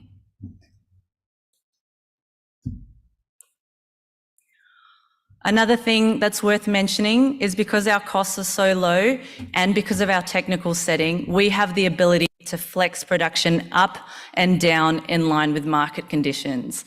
And because of this, we're going to adopt a volume-based contracting approach referencing spot prices at the time of delivery. We want to be 100% levered to the uranium price, as we believe spot prices will continue to go up, and we don't want the flaws associated with price-based contracts. Another great feature of the Arrow deposit is that we're going to be one of the world's smallest mines, with the entire surface expression fitting inside the MCG and surrounding car park. We're also only going to move about 1,300 tonnes of rock a day. So to put that in a visual perspective, that's about the size of this room. So this elite environmental performance of a mine is as a result of the technical setting, but also some design parameters. From the very beginning, we designed the mine with mine closure and thoughtful reclamation in mind. As we're in that basement rock, we're able to build purpose-built tailings chambers underground and return the tailings underground sequentially throughout the mine life. This revolutionary underground tailings management facility and our small footprint has certainly helped with our permitting pathway, as our mine design prioritizes environmental preservation and ensures minimal disruption to the local ecosystems and wildlife. And as you can imagine, this has resonated very strongly with local communities and our regulators. On the topic of regulators, we just received our provincial environmental assessment approval a few weeks ago. This is huge. This is a major milestone for the company and a huge de-risking event. Also, this is the first time a greenfield uranium project has been approved in Saskatchewan since the 1990s. It's the first time a uranium project has been approved that is 100% independently owned and non-government owned. And it's also been one of the most efficient times to approval with regards to costs and time. And it took a lot of work to get here. So from the very beginning, the team had the forethought to proactively seek out the support of the Indigenous communities local to the project site. They sought to understand their interests and build trusting and meaningful relationships. And they did this by managing expectations, being transparent, and following through on commitments. So since 2011, NexGen has incorporated the Indigenous through as many jobs and contracts as reasonably possible. We've proactively sought out their cultural studies around land use and incorporated that into the mine design. We've implemented numerous and various programs that include, but are not limited to, training, youth mentorship, summer school and scholarship programs, and various sports partnerships. As a result, these commitments have resulted in a historic environmental impact statement for Canada. We have signed industry-leading impact benefit agreements with the Métis, the Clearwater River Dene, the Birch Narrows Dene, and the Buffalo River Dene Nations. That's 100% support from the Indigenous communities local to our project site. This is unheard of in mining, and it's something that the team at NexGen is so incredibly proud of building. As a testament to the trust and collaboration built by the team, Indigenous leaders from these communities have also been proactively advocating for our project in the Federal Government of Canada and the Parliament of Saskatchewan in support of our licensing. As the team recognised the critical need and opportunity in expediting this project, we ran both the provincial and federal processes simultaneously from the beginning. Now that we have our provincial environmental assessment approval, we are laser focused on advancing and acquiring the federal approvals required for this project. This includes the federal environmental assessment and licensing approvals from the Canadian Nuclear Safety Commission. We're hoping to receive these federal approvals in the first half of 2024, with chiefs from the Indigenous nations having already requested for our commission hearing date and that the project be approved as soon as possible. So what's happening at site? We continue to move forward with our site infrastructure and confirmation program. The program is now 60% complete, with engineering 100% complete and procurement 85% complete. We're hoping to award the shaft sinking contracts in the next few months and complete this program in 2024, with the local priority area playing a significant role as they're going to be making up most of the workforce. Currently, 54% of all current employees are from the province of Saskatchewan, and 82% of all current site employees are from the local priority area. So very strong representation from the local communities in our workforce. There's a lot of activity going on up at site. We've expanded and upgraded the accommodation camp. We've upgraded a bridge. We've cleared shaft pads. We've drilled freeze holes, and we continue to make various site access improvements. The team at NexGen is laser focused on bringing the Rook 1 project into production by the end of the decade. And we can't wait. And the world can't wait. As we've all observed, the support for nuclear, particularly over 2023, has been dramatic. This year alone, we've heard China commit to build 150 reactors over the next 15 years. India has 20-something operable reactors with plans to triple that by 2040. Saudi Arabia is building 2 reactors. Sweden's building 10 reactors. There's even been the establishment of the International Bank of Nuclear Infrastructure, which will seek to assist with financing new nuclear builds. Very strong support globally, significant political tailwinds, supportive global policy, and increased investor interest. And it is a really exciting time to be in the uranium industry, but it's a trepidatious time globally given the convergence of the climate crisis and the energy crisis. Arrow, once in production, is going to be responsible for 25% of the world's uranium supply. That's the ability to power 46 million homes, a third of the homes in the US, whilst removing 70 million car equivalents of CO2 annually. It's a beast of a resource, a unicorn of a project. To the best of my knowledge, I don't believe there's another project in the resource space that will have this ability. But it's not going to be enough. The supply deficit is widening and will continue to widen. This year alone, we've seen increasing concerns around security of supply, given the concentration of supply and the current geopolitical situation. We've seen scarcity of new mine supply given long lead times on greenfield projects and the complexity of permitting a uranium mine, and the fact that while uranium is not a scarce commodity, Western producers require higher uranium prices than what we have now before they become economically viable to develop. NexGen wants to do its part to ensure that there's strong Western diversification of uranium supply, and we want to ensure that uranium is used responsibly. We're going to do this by sticking to these commitments above, and we hope that all those in the industry will join us in making these commitments. We encourage all investors, both prospective and existing, to not only support our project, but the project of our peers, especially given that uranium is such a key fuel to ensuring energy for the future. Thank you, guys. If you have any questions, please come find me in the foyer. Thanks. That was ridiculously time perfect. Thank you, Stacey. Now, can you stay here on the stage with us, because you are going to be part of our panel. Can I call up Dave Franklin and Greg Cochran from Aurora to join us as well, please? And Brandon from Bannerman. I'm handing this microphone. You've got your own microphone. You don't need mine. I will move off the stage. This is our power session. Now, remember what I said about 2.5 hours ago or so? I said, we've got some drinks for you out there, Richard. And what did you have to do, Richard, to get those drinks? You had to be? Yeah, that's right. So I'm going to go outside now like a school mother, and I'm going to go and check and see where those other naughty children are and send them in here. And if they're not, I'm going to put a little cross on them. And we all get the first drinks and the first bits of food. Does that sound fair to you? Yes? Even you Falcon supporters, are you happy with that? Good on you, mate. All right. So we're aiming to close by about 5, but are you all right if we run 5-10 minutes over if we're enjoying the conversation?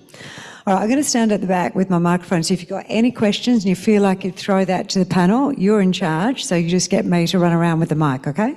Would you please make our panel welcome, everyone? Thanks, Chrissy. Well, ladies and gentlemen, what a fine way to finish our power session.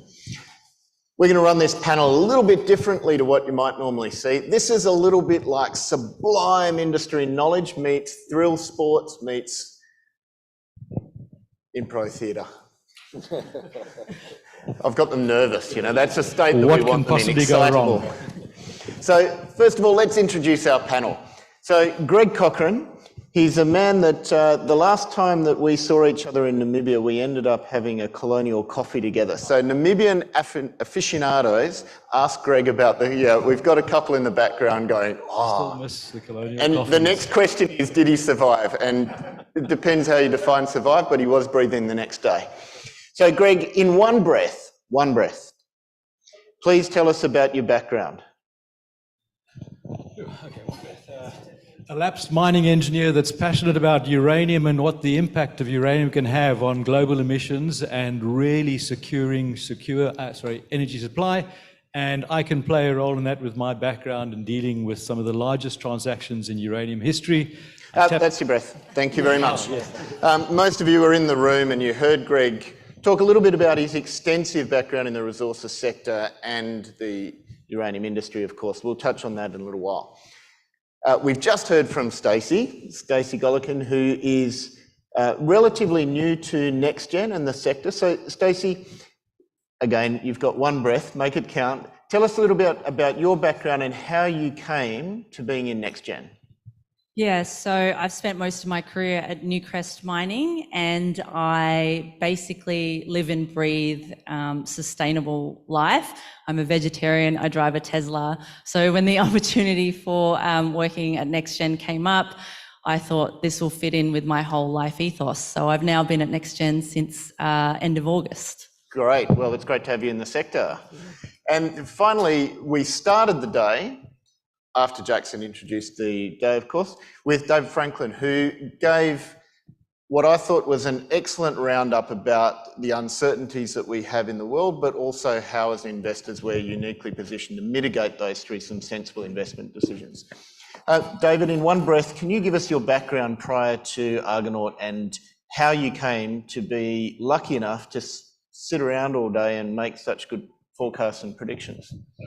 Yeah, thanks, Brandon. So my background is very financial. So I was first in stockbroking as head of research for Hartley Poynton a little while ago, then managed a small companies fund for about a decade, had a bit of time in industry, worked in a mining service company for about 5 years, and then came to Argonaut.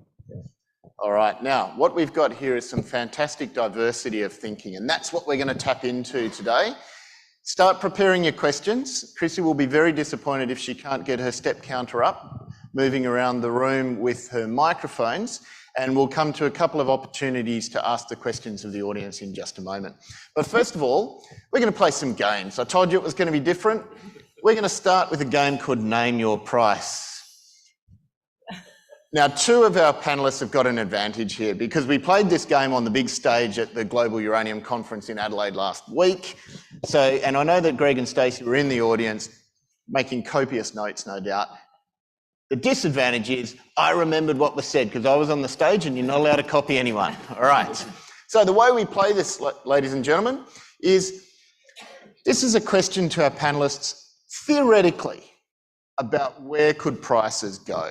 I'm not going to be so mean as to make them write on a piece of paper what date, what price, what bet, that sort of stuff, and bring it back next year. This is a theoretical discussion that they will not be held accountable to, but we want their ideas. Get it? Yeah? Okay, cool. So the first question is, what is the theoretical limit on a uranium spot price? Now, what I mean by that is not, well, what could you write on a piece of paper, but theoretical limit in terms of there's a chance. Let's call it a 5% chance. In other words, there's a 1 in 20 chance that the world could find itself at this theoretical limit. So, Greg, I'm going to start with you. What's the theoretical limit for uranium? Just give us the price and we'll come back to digging in later. Okay, yep. 200. Okay, Stacey? 300. All right. Do we have a bid on 300? David Franklin? Well, I'm the one that's not in the uranium industry, right? And I'll take a step back before I go forward, and that is one of the philosophies we have in investing is we try not to predict. We try to observe and then react. It's not a prediction. We're just looking for ideas and thoughts. So I'll go 150. Wow. Okay. And no one even booed. This is a pretty polite crowd. Stacey, talk us through $300. Why wouldn't it go higher than that? Oh, look, I'm a pretty bullish investor when it comes to uranium, and I also work for NexGen Energy, which has one of the great best resources at the moment. And I just feel the way that the market is going, the supply challenges, the complexity in permitting uranium mine, NexGen, we've reached the provincial step of permitting, and we've done it faster than anyone else in history, I believe, and it's still taken 9 to 10 years to get here. So I think that even if more resources were to come online, it'll be at least a 10 to 15 year time period. So I feel like the price has a lot of room to move in that time period. Okay, great. Well, let's ask the next question, which is, what's a practical limit for the uranium spot price? Now, what we're thinking here is not what's possible if, all of the planets align in a particular way, but more so, you're sitting there as investors, you're obviously thinking about where this sector's going to go. If you're a good investor, you've got a staged exit strategy according to different price targets. David, what should an investor, and again, we're not asking for a forecast, it's just an idea. Yeah. Where should investors be thinking as the practical limit? Like when they get to that limit, they should be thinking, wow, that's what I thought all the way back in 2023 would be the limit.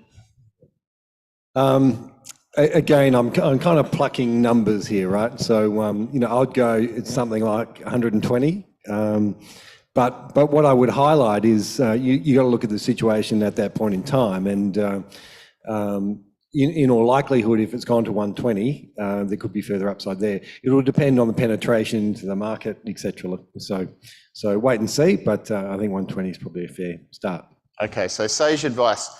Ladies and gentlemen, when you're forming your own view on where the spot price could go, write down the assumptions, date it, sign it, send a picture of it to social media so it's out there town stamped, and then review those assumptions, because every chance that it goes through 120 and we're all having a similar discussion that we are today about how much higher it's going to go. Greg, number? Yeah, look, I probably would have come to a number quite similar to that, 120 to 150. And the reason why I'd say that I'd come at it from a mineral economics point of view. If you think back to the last genuine sustainable, what was seen as sustainable at the time, price rise up to the mid-40s in the early 1980s. And you then escalate that mid-40s, you're getting to the $200, $250 a pound range. But that was contract prices, that wasn't spot. When you think about the most recent spot high in 2008 of $132 odd a pound, the reality is that was a 30,000 pound transaction, which is a drop in the ocean in a 180 million pound a year market. So yes, spot drives investment in interest and incentivizes investors, but the reality is at the end of the day, we realize they just the little cream on the top of your cappuccino or of your colonial coffee, whereas the reality is being transacted at the contract level. Okay, Stacey, number for you? Yeah, I agree. I believe 100 to 120 is a good reasonable figure. Okay, well, it'd be unfair if I didn't have a crack, right? Yeah? All right, here's the thing. In the 1970s, we had a very similar setup to what we have today. In those days, it was called the oil crisis. Today, it's called the energy security crisis.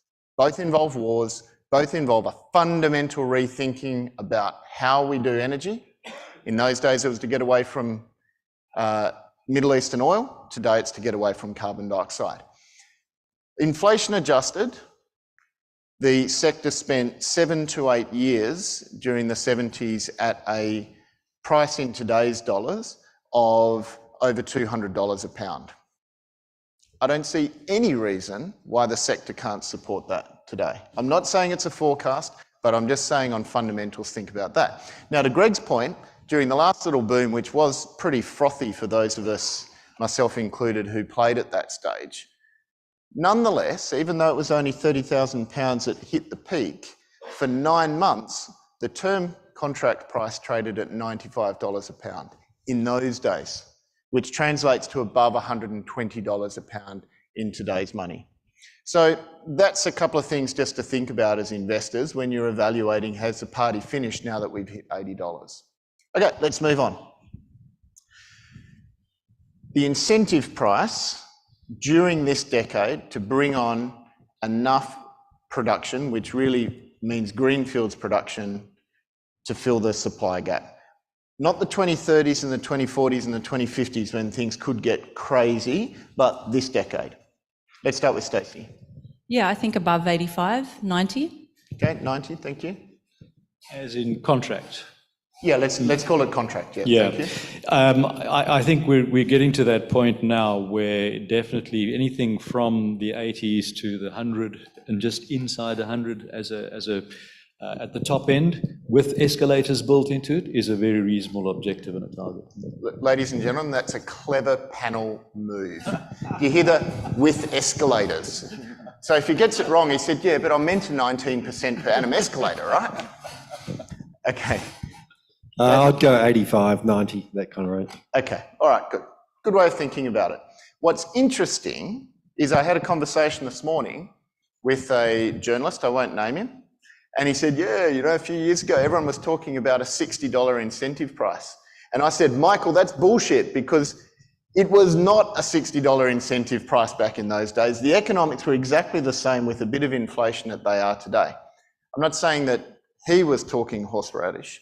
I'm just saying that the concept that it was a $60 uranium price in those days, I did not believe then, and there was no grounds for believing it. And of course, we've sailed through $60. We're now at $80, and we haven't seen a single greenfields production pound come in yet. And inflationary pressures are so much higher. Great point. Okay, how's everyone going? Everyone feeling comfy? Enjoying the format? Yep, no one's too thirsty? Don't answer that question, please. Good, all right. Well, at least this time I'm not paying for the drinks I was last week. Yeah. So let's move on. The next thing we're going to do is play the ratings game. So this is how this game works. Ladies and gentlemen, we ask our esteemed panellists to rate a series of statements based on 1, strongly disagree, and 10, strongly agree. You've all done these surveys, right? They're horribly boring. Every so often you forget to read which is which and you end up at the wrong end of the spectrum.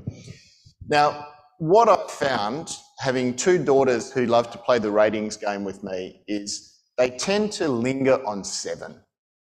7 is where you go when you're too lazy to think about it. So we're ruling out 7. You cannot say 7. You either need to be committed enough to go an 8, 9 or 10, or you have to be right on the fence and call it 6 or 5. Understood? Okay. And I want you in the audience, I'd like you to think in your own mind, where do I sit on these questions? First question. We're getting controversial. In uranium, jurisdiction is more important than ore body. It's not a definitive statement, so we can unpack. And what I'm asking for, esteemed ladies and gentlemen of the panel, I'm asking for your answer, not your disclaimers, not your sort of prelude comments, and not your value judgments. Just the answer. I'll decide who I ask the questions of. Got it? All right. Stacey. 8.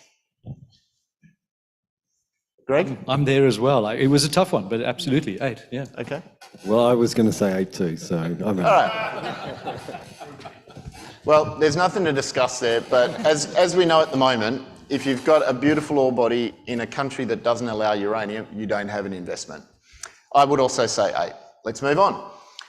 Generalist investors have already entered the uranium sector. Now, this is a really important question for those of you sitting in the audience wondering where this sector could go. If we've already seen generalist investors come in and start pouring money in, then you might be looking at a few equities prices thinking, whoa, they're pretty well priced. I've got David's views on, NPV multiples and all this type of thing, and it looks a bit fully valued. If we haven't even seen the generalist investors, well, no one's even given us the date for the party, let alone told us what sort of outfits we're supposed to wear. So, I'm going to start with you, Stacey, because you're probably best positioned to advise on generalist investors, because unlike many of us, you haven't sort of been immersed in the sector, not even realising that there's a big bad world out there. So we'll come back for comments. What's your rating? 6. 5.5, sorry. 5.5. Thank you. Very good. We like precision here, ladies and gentlemen. Greg? 4. Okay. Yeah, I'd go 3. All right, cool. I'm on a 2 for what it's worth. Stacey, so you say 6, so you're obviously seeing quite a bit of interest. Do you think that could be because you're representing a company with a $4-ish billion market cap and they're far more likely to get, you'd be getting the generalist investors first? That's correct. A lot of my conversations have been with generalist investors, so yes. And are they asking about the sector or are they buying the sector? Both. Okay, all right, good sign, good sign. Let's move on. Spot price is more important to equity investors than term price. Now, to define equity investors, hello. So the question is, and I'm going to start with you, David, is spot price more important or is term price?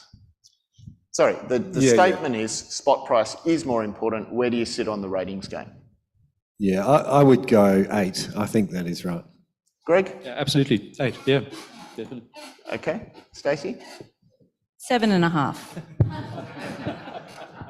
I think we're going to have to call a friend on that. If 7's illegal, is 7.5 pushing the boundary, or is that really 8 minus half and we're allowing it? Okay, thank you. You've got a friend there, Stacey. Well done. Yeah, so it's an interesting topic because we all know that in some respects the spot price is illusory, right? Because it doesn't really mean anything to a financing of a project the way that financiers look at it. However, it's a pretty opaque sector, and as investors, you've got to run on something. And the thing that does have good visibility these days is the spot price. So I think we're all in furious agreement there. Now we're going to move to play yes or no, but before we do that, is Chrissy there? Great, thank you, Chrissy. So do we have any audience questions? Anyone want to get in first? Anyone want to be the worldwide premiere of a question for this particular event? Yeah, Shung Chang is my name. Here's a quiz. 1986 and 2016. Those that were born before 1986 probably don't know. 1986 was Chernobyl and 2016 was Fukushima. 2011. Sorry, 2011. 2016 was when the world found out that no one died at Fukushima. Yeah, sorry, yeah. Sorry about that. Yeah, so all it takes is just one 1986 or 2011 before the price crashes. Yeah. So my question to you, would that be the same if it happened today? Brilliant question. Who wants to launch off on that? Greg? Let me give it a go. I think it's really is a very good question, and you know, these black swan events in all industries can create absolute havoc. I think the world has got to a different place today in terms of the realization of those key elements around why we are now turning back to nuclear, energy security, you know, clean, green energy. That means that people will be more selective as how they decide on which path to go if there is another nuclear disaster. So you had these weird outcomes. You had Germany, Angela Merkel, realizing that she was facing a by-election in Baden-Württemberg in a few months' time, and she had just lost to the Greens in her state, and so she banned nuclear power. It had nothing to do with Fukushima or the fact that there may be an earthquake or a tsunami in Germany, patently not. It was purely politics. It's exactly the same situation we face here in Australia. So moving the politics aside, people be more selective in saying, oh, all bets are off with nuclear, we can't go there again, or hang on a minute, let's get realistic. This is a 1 in 1,000 year earthquake. Let's tackle the problem differently in terms of continuing with the nuclear build. It would slow down, definitely. Anyone want to add something to that? No? David? I would. I think it's a really good point. And I think, you know, what I look at when I'm building a portfolio is the risk in the portfolio. And so I probably wouldn't go as big into the sector just because of that. And I think there's the black swan events like, you know, weather or et cetera, but there's also the weaponization of potentially nuclear plants. And you just got to look at what's happening in Russia and Ukraine, right? So, and I think that would have a massive impact on the industry. So I think there is some risk, but I also think there's good potential upside. Thanks. And I might just add to that, there's a you know, when you're looking at risks, you've got probability and consequence, and you can only really judge a risk if you're evaluating both of them. What I'd say we're looking at is a very low probability, high consequence potential. So would you not invest in uranium because of that? I'd say no. There's a dozen broader macro events that are equally as probable that it could affect the whole of your portfolio, including uranium. But because of the consequence, as an investor, you need to have a plan as to how you react if that risk comes to be, in the same way that you should have a plan if a meteor hits the Earth. Okay, another question. Doug from All Product Supplies. I would just like to sort of a double-edged question, and that is that there's improved safety with nuclear plants, particularly with the smaller plants, and also there's been the oil lobby and a lot of people that have demonised atomic energy to the point where we are now facing a critical climate change event, and the gap between renewables. Will it ever catch up or ever keep up with nuclear? Because to me, I think the nuclear is the solution to bridge that gap of base power. Stacey, would you like to have a crack at that question? So how does the gap close between nuclear power and renewable energy? Yeah, it's all about public support, public acceptance issues, particularly in Australia. You know, we are seeing our energy prices skyrocket. People are being plunged into energy poverty. In Finland, their wholesale energy prices have gone down 75% since they brought their new reactor online in April. In Canada, 15% of their energy comes from nuclear power, and their energy bills are a third of ours. So it absolutely needs to happen, particularly in Australia. And the only way forward is just supportive green policies within instilled by government. Great. Okay. Last question before we resume our game show. Yeah, Graham Rook, First Nation Engineering. Just a turning the question back around to the moderator, Brendan. You mentioned your Namibia project as a heap leach, which has already got a pilot plant. Is that going to be cheaper, quicker, and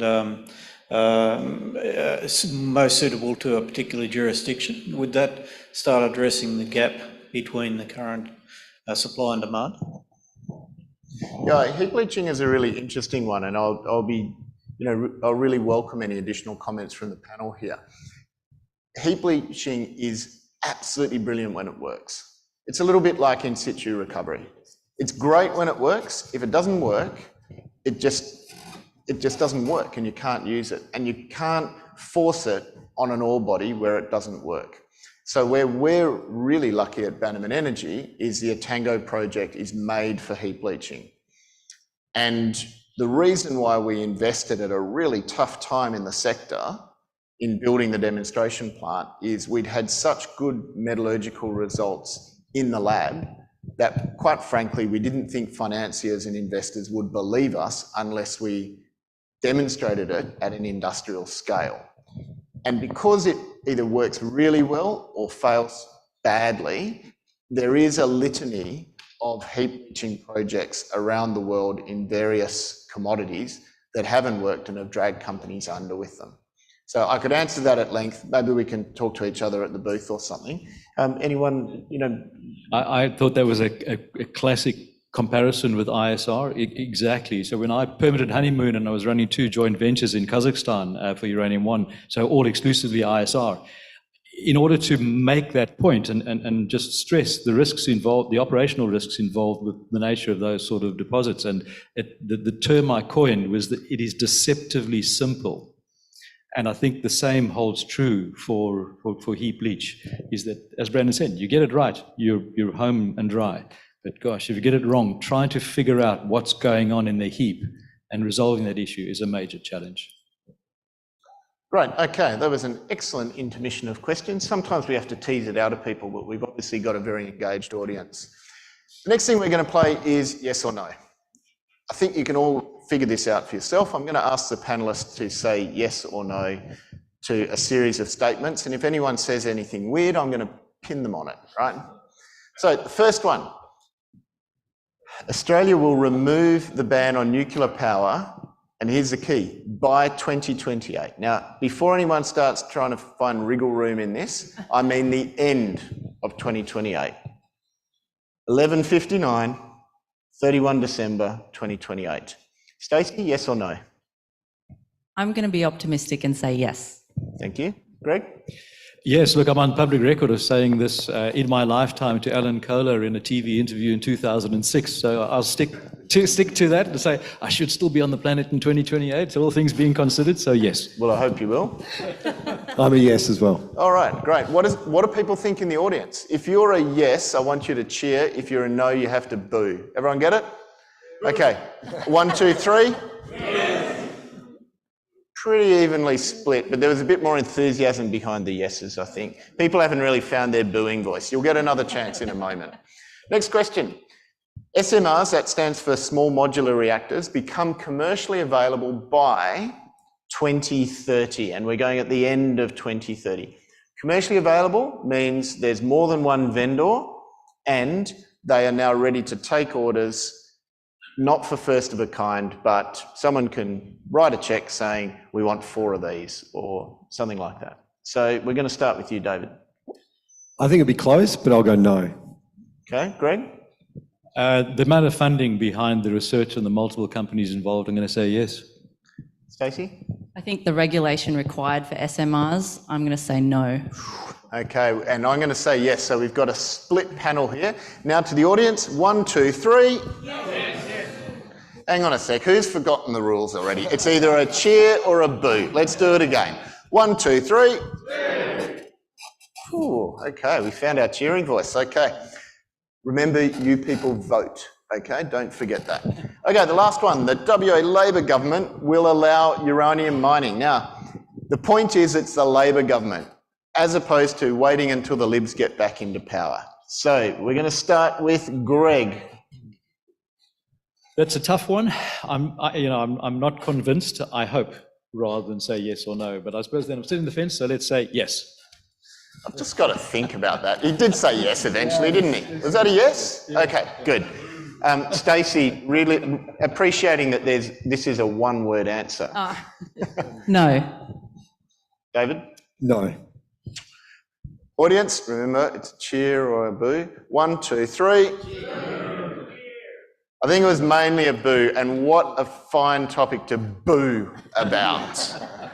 So, ladies and gentlemen, do we have some more questions or do we have beers, Chrissy? It's straight to beers. Okay, first of all, before Jackson, thank you very much. Thanks for being great sports out there, and I'd like you to thank our panellists. It's very brave to come on a panel in this sort of format, and I really mean that. So please thank Stacey Golokin, Greg Cochran, and David Franklin. Okay, just before we break for the drink, sponsored by Argonaut, and thank you, David, and your organisation, and Eddie Rigg, and Glenn, and Wendy, and the team at Argonaut. Big thanks to Brandon, who did an outstanding job, one of the best moderated panel sessions that I've seen, and we've done a fair amount of conferences. And while I have you all here in the room, I just want to thank particularly Stacey, Greg, Brandon, and any of the, I can see Richard Homsey there typing on his phone, but all the executives who signed up from the uranium companies. And the reason I want to make a special mention is we opened the registrations for this conference at the same time we opened the registration for our massive show, the RIU Explorers Conference. In the space of 3 or 4 days, I had 175 company booking forms for the Explorers Conference and about 35 for this conference. I've then had 20 companies cancel this conference since then, and I was thinking, this is not going to survive, we're not going to make it. But thankfully, the uranium team jumped on board and they embraced it. And I think that we would all agree that it's been a really informative, entertaining, and new opportunities and great afternoon. So very appreciative to all those uranium companies, particularly these guys and the others that are sitting in the room that supported this initiative. And we're hoping at Vertical Events and RIU we can build on that. As I mentioned in the opening address, Stuart McDonald did create the Australian Uranium Conference in 2004, and it had an awesome run until a tidal wave disrupted it slightly. So fingers crossed we can get rid of the no uranium mining in Western Australia and all our lithium, iron ore, gold, copper, nickel mines can all be powered by nuclear.